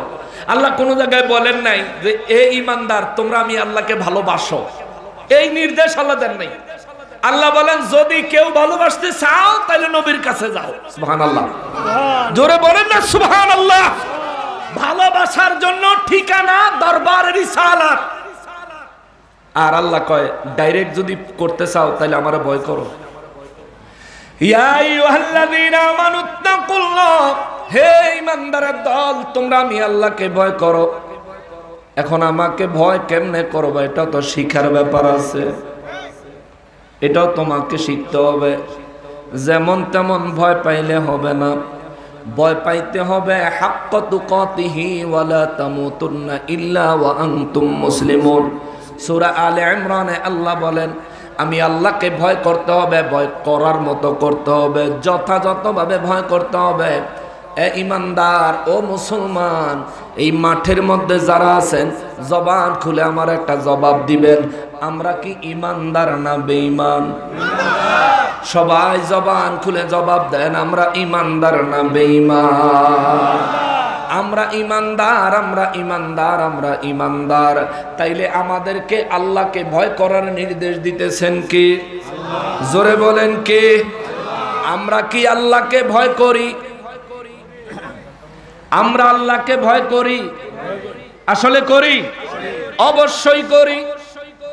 যদি আল্লাহকে ভয় না করতাম, এই মুহূর্তে মাহফিলের ময়দানে এসে আল্লাহ পাকের বাণী শোনার জন্যে, রব্বুল ইজ্জাতের ভালোবাসা অর্জন করার জন্যে আমরা মাঠের মধ্যে এইভাবে বসে থাকতাম না। কথা বলেন ঠিক কিনা? এটা প্রমাণ হইল আমরা রব্বুল ইজ্জাতকে ভয় করি। আচ্ছা, কিন্তু এই ময়দানে এই মুহূর্তে যতগুলি মানুষ আছেন, এশার নামাজের জামাত আমি এসে করলাম, যেই পরিমাণে মানুষ এখন ওয়াজ শুনতে আইছেন, এই পরিমাণে মানুষ এশার নামাজের জামাতে পাই নাই। নিশ্চিত বাকি সব মানুষ মসজিদে নামাজে যান নাই। এখানে অনেক মানুষই আছেন যারা এখনো এশার নামাজ পড়েন নাই। আমরা যারা এখানে এসেছি, আমরা আল্লাহর দরবারে দলিল পেশ করেছি, আল্লাহ আমরা তোমাকে ভয় করি, কিন্তু এশার নামাজে যাই নাই, তখন আল্লাহকে ভয় করি, এটা তো প্রমাণ হয় না। তার মানে ব্যাপারটা কি হয়ে গেল? হায় হায়, কিছু সময় জীবনে মনে হয় রব্বুল আলামিনকে ভয় করি, আবার কিছু সময় জীবনে মনে হয় রব্বুল ইজ্জাতের ভয়ের কোনো পরোয়াই নাই। যেমন শুক্রবারে জুমার নামাজে মুসল্লির অভাব নাই, সব আল্লাহর ভয়ে মসজিদে নামাজে চলে যায়, কিন্তু শুক্রবারের আসর থেকে পরবর্তী শুক্রবারের ফজরের নামাজ পর্যন্ত ম্যাক্সিমাম মুসল্লিরা মসজিদের খবর থাকে না। জুমার ওয়াক্তে দেখা যায় সব আল্লাহরে ভয় করে, সারা সপ্তাহে কারো ভয় দেখা যায় না, ভয় দেখা যায় না, মসজিদে উপস্থিতি হাজিরি দেখা যায় না। এর মানে কি? এর কারণটা কি? আল্লাহ জানে আমরা এরকম ঠুনকা ভয় আল্লাহরে করব। এই জন্য আল্লাহ সূরা আলে ইমরানে বলে দিয়েছেন, হাক্কা তুকাতিহি, আমি আল্লাহকে ভয় করবি এমন ভয় যেমন ভাবে ভয় করা দরকার। আল্লাহু আকবার, যেমন ভয় করা দরকার। হযরত ওমর ফারুক আযম রাদিয়াল্লাহু তাআলা আনহু রাতের বেলায় ওনার খেলাফতের জিন্দেগিতে, খেলাফতের সময় রাত্রি ভর ওনার খেলাফতের পুরো এরিয়া ঘোরাঘুরি করতেন। কোন বাড়িতে গভীর রাতে বাতি জ্বলে তিনি খুঁজতেন, ওই বাড়ির কাছে যায়া ঘরের ভিতরে কে কি করে তিনি শুনতেন, কে কোন অবস্থায় আছে তিনি শুনতেন, শোনার চেষ্টা করতেন, জানার চেষ্টা করতেন। একটা ঘটনা বড় মশহুর, আমরা সবাই জানি। এক মহিলা ঘরে কান্না করতেছিলেন, খানার অভাব, খাদ্যের অভাবে মুসিবতে পড়ে ওমর রাদিয়াল্লাহু তাআলা আনহু ওই মহিলার জন্য নিজে কাঁধে বোঝা বহন করে ওই মহিলার জন্য খাদ্যের ব্যবস্থা করেছিলেন।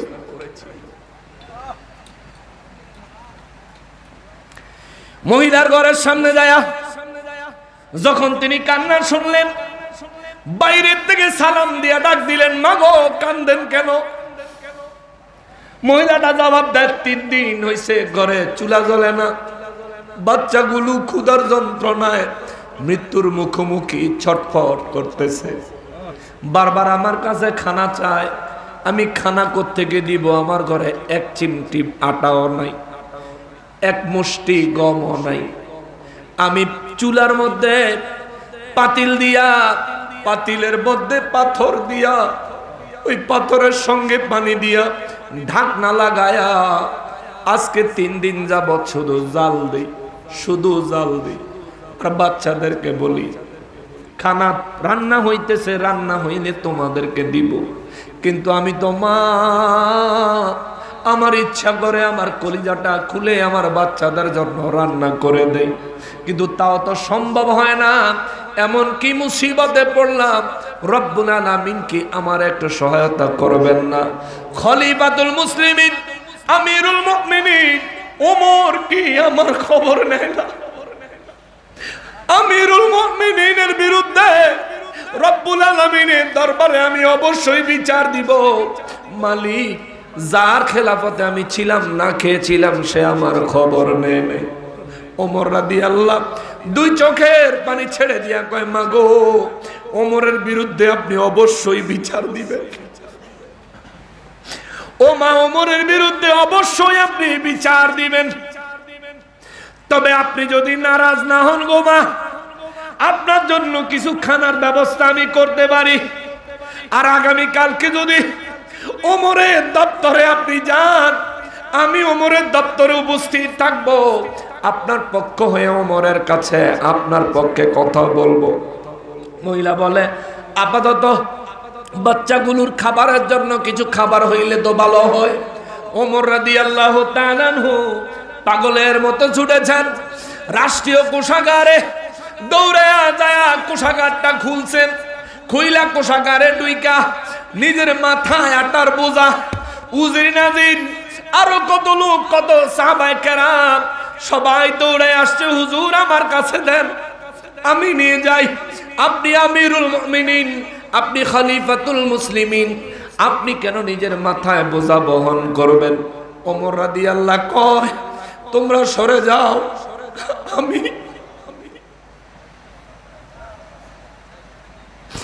রব্বুল আলামিনের দরবারে জবাব দেওয়ার মতন কোন ভাষা আমি ওমরের জবানে এই মুহূর্তে নাই।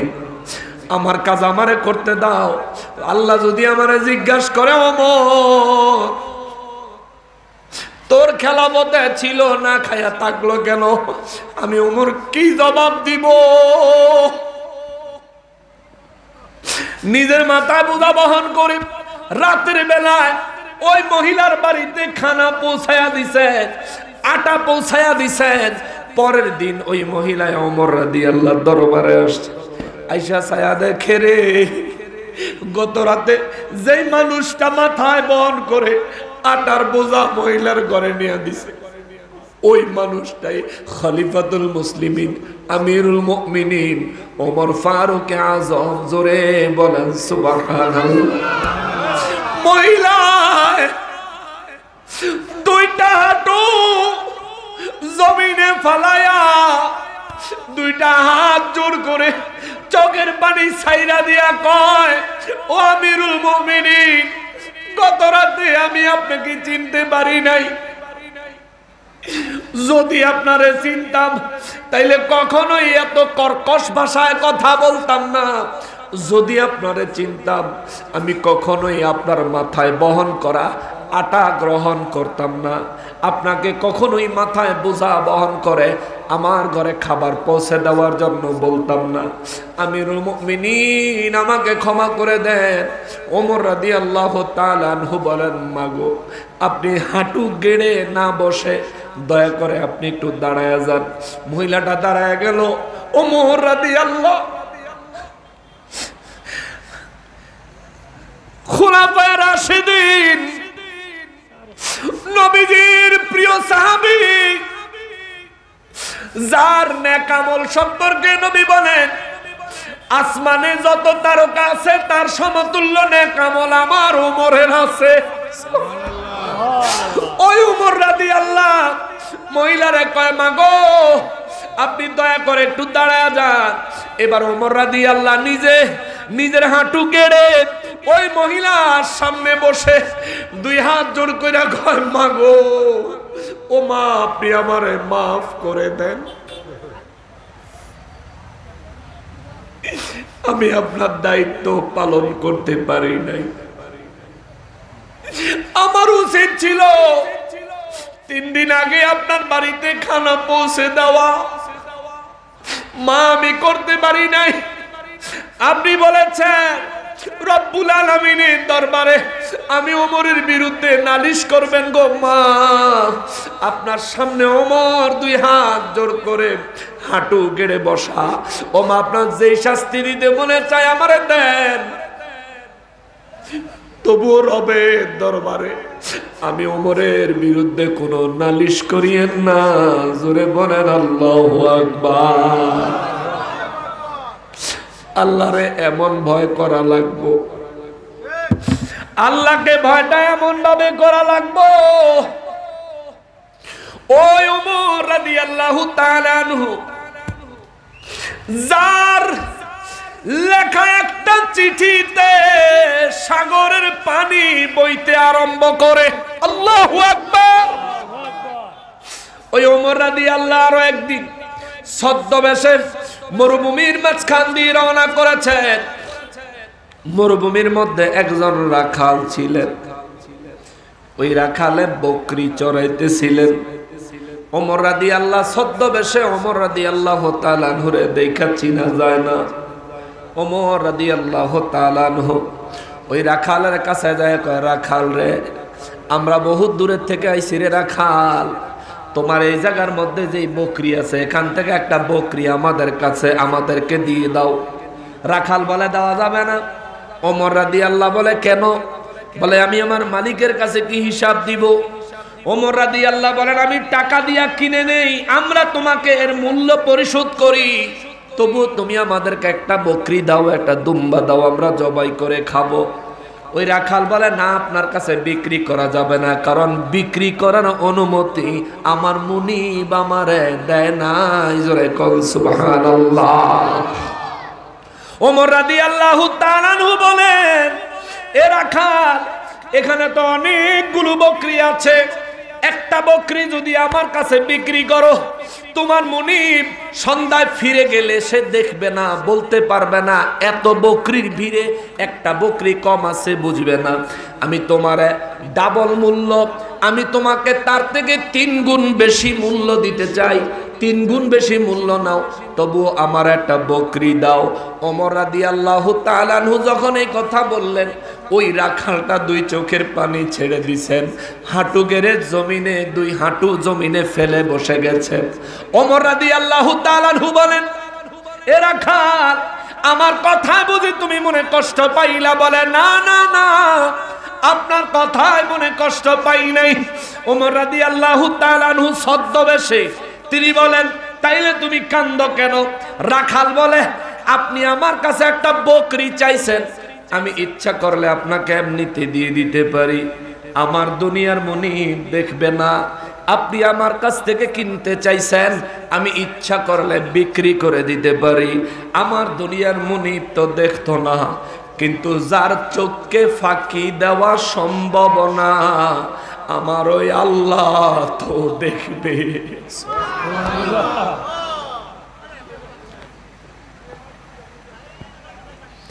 যার চক্ষু ফাঁকি দেওয়া সম্ভব নয়, ওই রব্বুল আলামিন যদি দেখে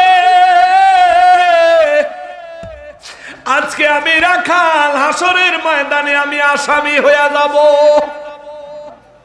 এ মুসাফির, মুসাফির রে, যদি তোমাদের অনেক বেশি ক্ষুধা লাগে রে মুসাফির, আমার দেহ থেকে যতটুকু গোশত কেটে নিলে তোমাদের ক্ষুধা মিটবে, ততটুকু গোশত কেটে নিয়ে রান্না করো, রান্না করে তোমরা খাও। তবুও আমি তোমাদেরকে আমার এই পাল থেকে বকরি দেওয়ার চিন্তাও করতে পারি না, আমি আল্লাহকে ভয় করি। জোরে বলেন সুবহানাল্লাহ। আমার কি সময় শেষ হয়ে গেছে? সময় তো আরো 21 মিনিট আগেই শেষ হয়েছে, আমার না খবর নাই। মুসলমানের আরে, আমার পেয়ারা নবীর উম্মতের আরে, এই কথাটা কেন বললাম? রাখাল হইয়া ওমর রাদিয়াল্লাহু চিনে নাই, কিন্তু রবের ভয় তার অন্তরে কেমন, আর আমরা আল্লাহরে কেমন ভয় করি।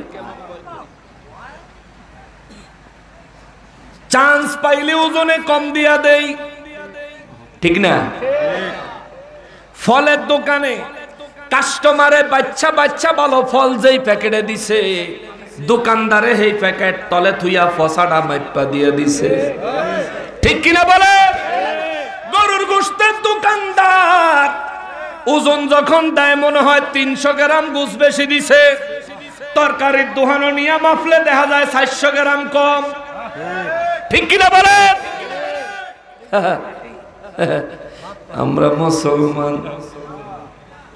অফিস আদালতে, সরকারি অফিস বলেন বেসরকারি অফিস বলেন, যে কোনো কাজ করবেন ঘুষ, ঠিক না? আবার হেবেড়ায় নামাজের টাইমে নামাজও যায়, নামাজের আগে যাওন লাগবো, পরে গেলে পাওয়া যাইতো না। ও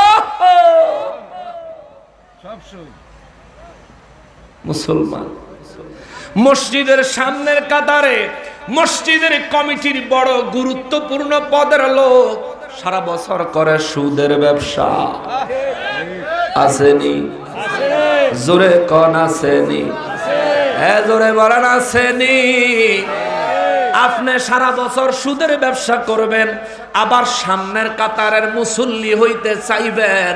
শোনেন, আপনার জন্য একটা সতর্ক বার্তা।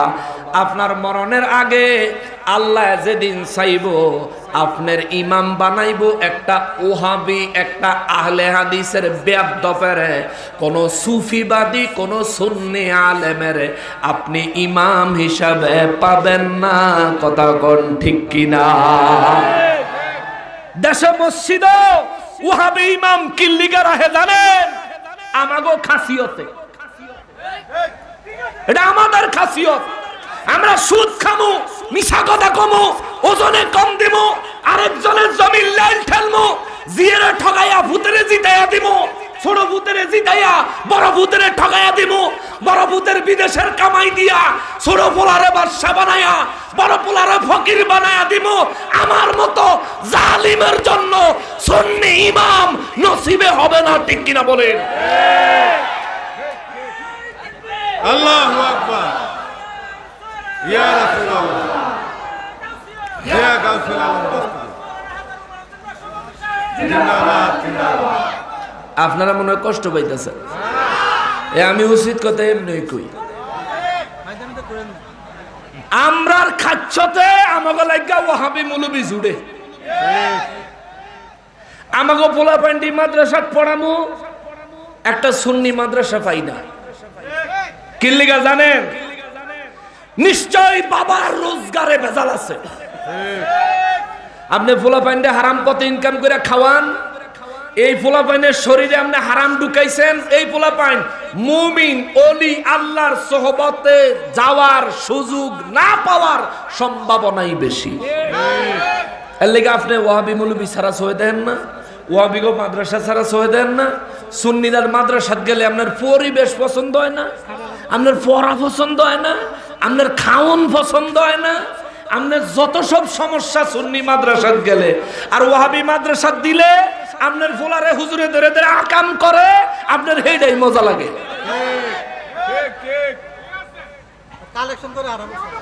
আপনার হেডাই মজা লাগে। বাবা রাগ হইতে পারেন, এটাই সত্য। রোজগার থেকে হারাম বাদ দেন, নিজে হালাল খান, বাচ্চাদেরকে হালাল খাওয়ান। আপনার বাচ্চা আলেম না হতে পারে, কিন্তু মরণ হবে ঈমানের উপর। আপনার বাচ্চা মৌলবী হতে না পারে, আপনি মরলে প্রতিদিন কবরের পাশে দাঁড়ায়া জিয়ারত করবে, দোয়া করবে। কথা বলেন ঠিক কিনা? আর রোজগারের ভিত্তে হারাম ঢুকাইবেন, ফুলারে বড় আলেম মুফতি মুহাদ্দিস বানাইবেন। এই ফুলায় আপনি মরলে আপনার খাড়ের কাছে খারুইয়া কইব, আমার বাপের লাগা কেউ দোয়া করবেন না। বেদাত ঠিক কিনা বলেন? খাওয়ান জুত মতন হারাম খাওয়ান। আর কওমে লুতের অভ্যাস যাদের অহরহ, ওদের কাছেই বাচ্চারে পড়তে দেন, এগুলোই শিখবো। সময় থাকতে বাবা নিজে হালালের মধ্যে আসে, সময় থাকতে বাবা নিজে আল্লাহর ভয়কে অন্তরে পরিপূর্ণভাবে ধারণ করেন, যেভাবে ধারণ করা দরকার। এখন হয়তো বলবেন হুজুর আল্লাহর ভয়টা পরিপূর্ণ অন্তরে কেমনে ধারণ করতাম, আপনি একটু কইয়া দেন। বাবারে আমি যে কইয়া দিতাম এটা আমার পক্ষে সম্ভব না। কেননা আল্লাহ নিজেও কইয়া দেয় নাই।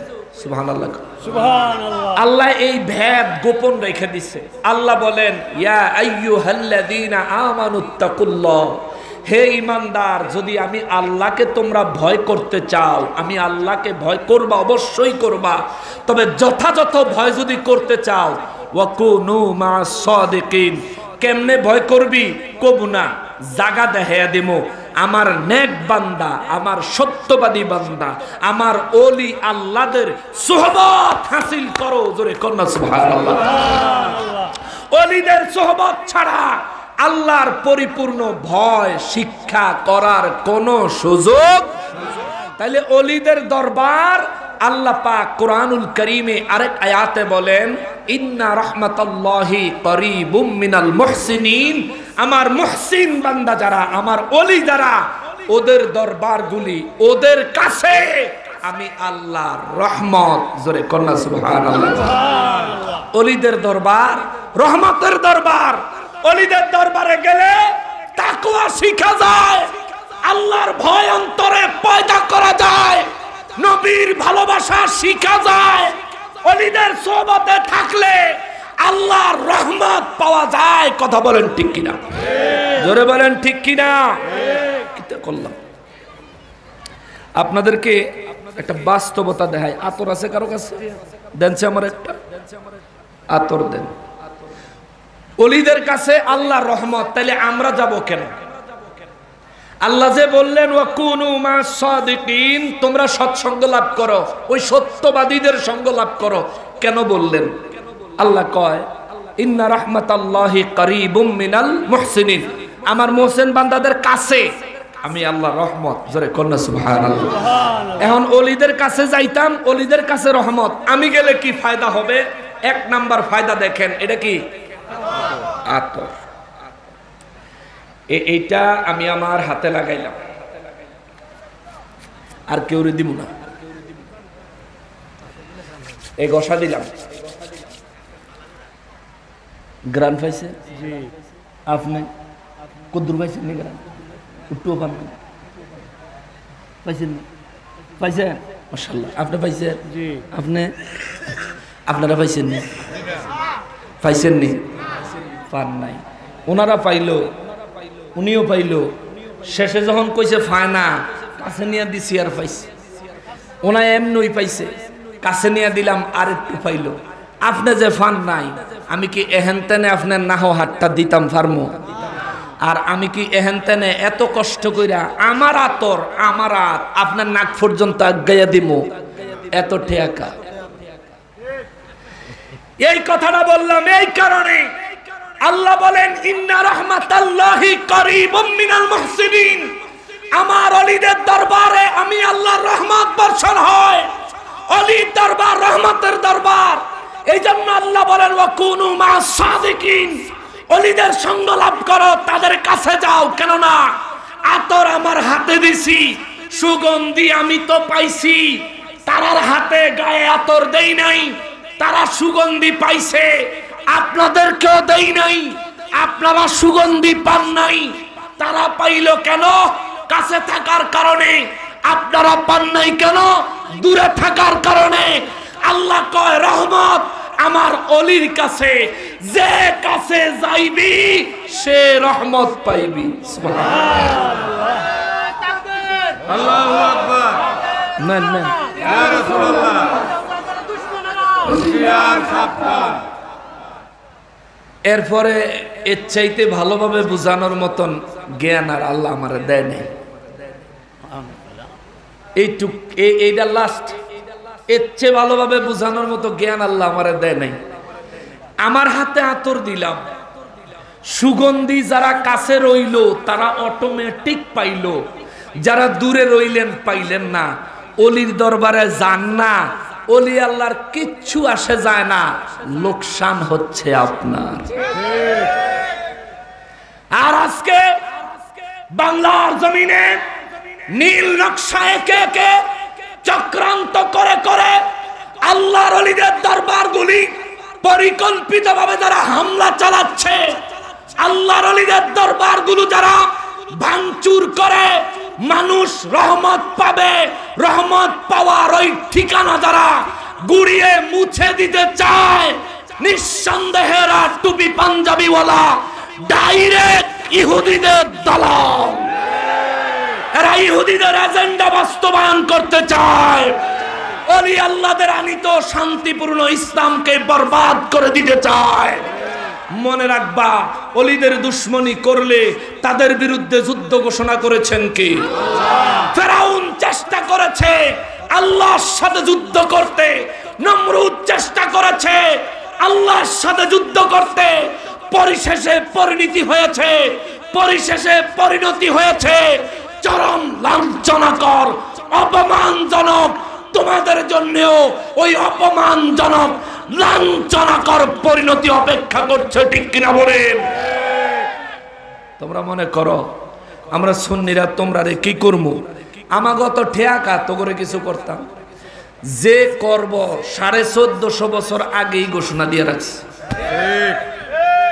আমার কি ক্ষমতা আছে কারো বিরুদ্ধে কিছু করার? সমস্ত ক্ষমতার মালিককে আল্লাহ। জোরে বলেন আল্লাহ, আরো জোরে বলেন আল্লাহ। তুমি যে বেড়া গায়ের জোর দিয়া, এই দেমাগের শয়তানি বুদ্ধি দিয়া পরিকল্পনা কইরা আল্লাহর ওলি যারা পৃথিবীর থেকে শত শত বছর আগে বিদায় নিয়েছেন, তাদের দরবার আক্রমণ করে তাদের উপর জুলুম, অত্যাচার, নির্যাতন চালাইলি, তুই কি মনে করস মূর্তি না? তুই কি মনে করস আল্লাহ কি দেখে না? দেখে নাও। কয়দিন আগে ফেসবুকও ভাইরাল হয়েছে যে ময়মনসিংহ এক বেড়া নৌকা দিয়া যাওয়ার সময় বল্লায় কামড়াইয়া পুরো পরিবার সহ মারা গেছে। ফেসবুকে একটা ঘটনা আসছে, বেশি দিন না, এই শেখ হাসিনা যাওয়ার কয়েকদিন পরে তো ময়মনসিংহে এই বেচারার ব্যাপারে খোঁজ খবর নিয়ে জানা গেল কয়দিন আগে এই বেটায় এক আল্লাহর অলির মাজার ভাঙার জন্য নেতৃত্ব দিছে। এই বেটার বাচ্চা সহ পরিবার সহ বল্লায় কামড় দিছে, মইরা গেছে। এইটা তো স্বাভাবিক মারণ না, আল্লাহর গজব। বল্লায় তো আমাকে দেশ বাচ্চা ফুলাবেন কামড়া কদুর ফুল্লা জায়গা এই তো নাকি পিঁয়াজের রস ডইলা দিলে আরো মা বোনেরা কি গুড় দেয়, আরো কত কিছু দিয়া টিয়া নাইলে 2-4-5 ঘন্টা থাকে, এরপরে আস্তে করে কইমা আবার আগের মতন ঠিক হইয়া যায়। তো গো হুজুর রে, মাজার ভাঙ্গনের লিডারে রে বল্লায় গাই দিয়া মেরে লইছে। তো কোন নসিবে এমনই হইব, তোদের গুরু নমরুদের নিজের ভাইয়ের জুতা দিয়া পিড়াইয়া মারছে, তোদের জন্যও তার চাইতে আরো লাঞ্ছনাকর পরিণতি অপেক্ষা করছে, ঠিক কিনা বলেন? ক্ষমতা দেখাইতেছ, পাওয়ার। এ বেটা, আকল হওয়া দরকার ছিল। 17 বছর আওয়ামী লীগ ক্ষমতায় থেকে প্রতিটা সেক্টরে সেক্টরে তাদের লোক নিয়োগ দেওয়ার পরেও আল্লাহ যখন চাইছে ক্ষমতা শেষ। তোমরা কি মনে করো ফেরাউনের মতন খোদা হয়ে যাইবা, নমরুদের মতন খোদা দাবি করে লইবা? বাংলাদেশ কিয়ামত পর্যন্ত তোমরার হাতে থাকবো। আরে যাদের হাতে দেশ আছে তারা তো নড়তে চড়তে দেখি না, তোমরা ছাগলের 3 নম্বর বাচ্চার মতন না খাইয়া লাফাও খা।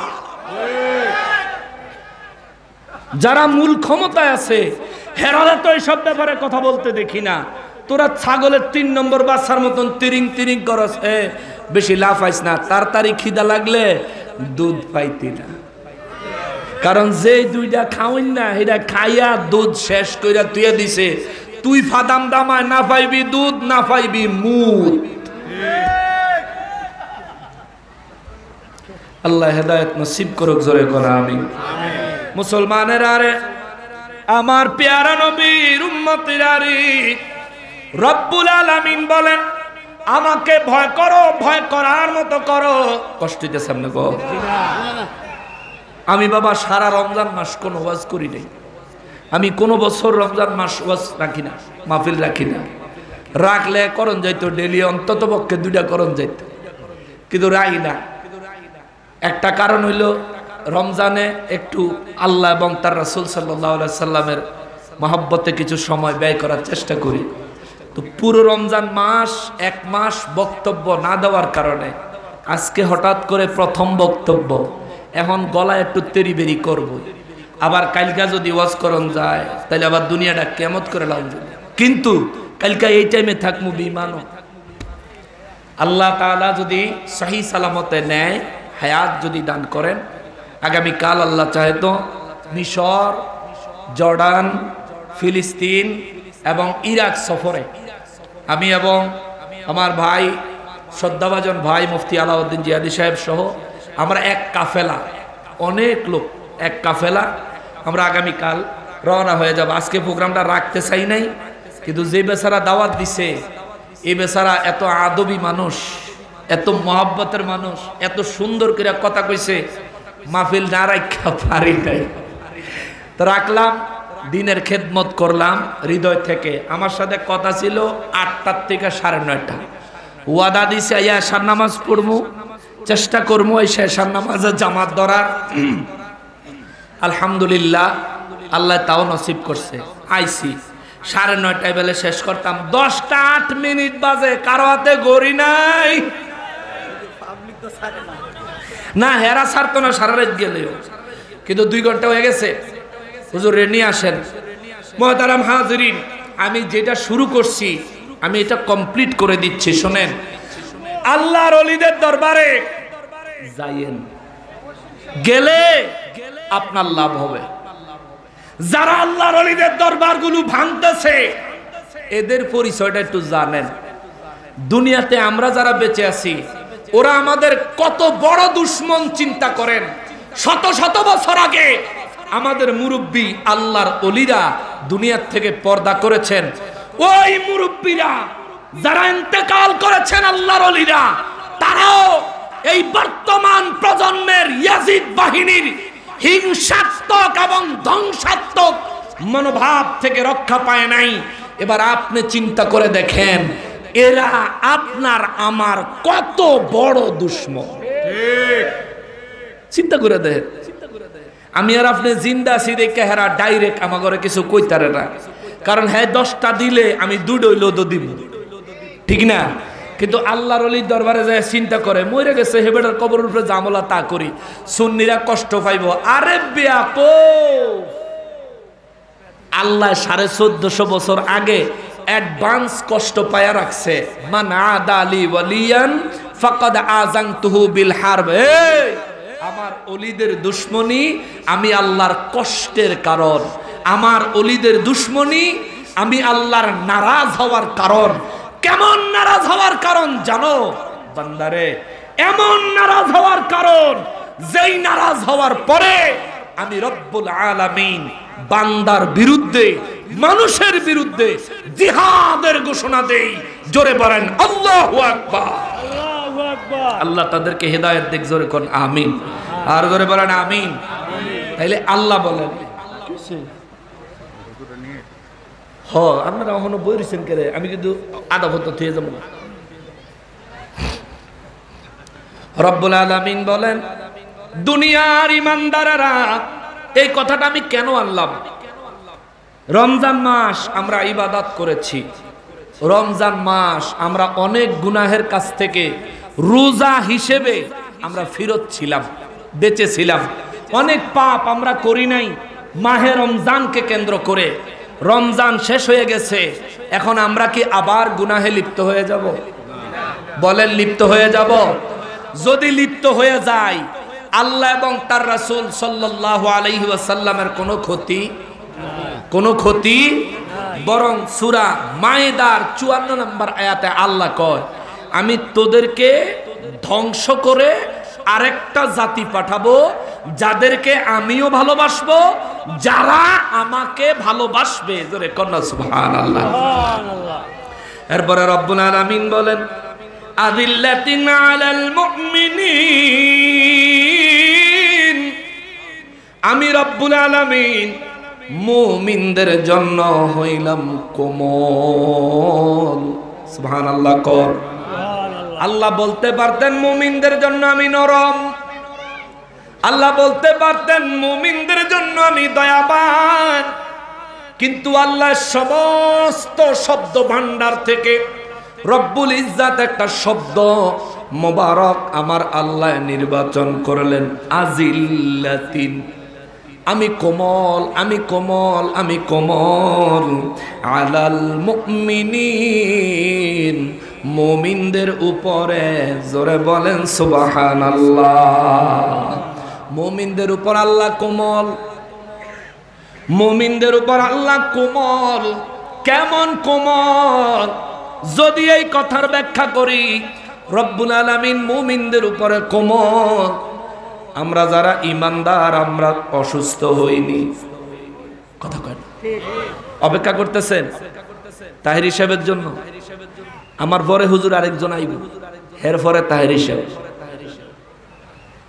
আজকে একদম কলজাটা শান্তি পাইছি, এই ওয়াজ করতে পারলাম, আপনাকে লগে একটু কোরআন হাদিসের কথা কইতে পারলাম। কিন্তু তাহিরি সাহেবের আগে দিয়ে ওয়াজ করতে গেলে শুধু আওয়াজ হয়, ওয়াজ হয় না। যুবকরা ফুলাফাইনে এরম আবেগী, এগুলি কদ্দুর ভরে ভরে তাহিরি সাহেব কইয়া জিগার দিয়ে উঠে। তো ওয়াজের আর থিম ঠিক থাকে না, মানসিকতা ঠিক থাকে না। এই জন্য কর্তৃপক্ষকে অন্তর থেকে ধন্যবাদ জানাই যে কর্তৃপক্ষ মেহেরবানি করে আমার জন্য এমন একটা সময় রাখছেন, যে সময়টা আমি শান্তি মতো আপনাদের সামনে কোরআন সুন্নাহ থেকে দুইটা কথা বলতে পারলাম। আমার তাহিরি ভাইয়ের আগমনকেও আল্লাহ রহমত ও বরকতপূর্ণ করুক, দোয়া করি। সবাই পড়েন আমিন। এবং তাহিরি ভাইয়ের অপেক্ষায় যারা আছেন তাদেরকেও তাহিরি ভাইয়ের বয়ানের মাধ্যমে আল্লাহ হেদায়েতে কামেলা নসিব করেন। সবাই পড়ি আমিন। নারায়ে তাকবীর, নারায়ে তাকবীর।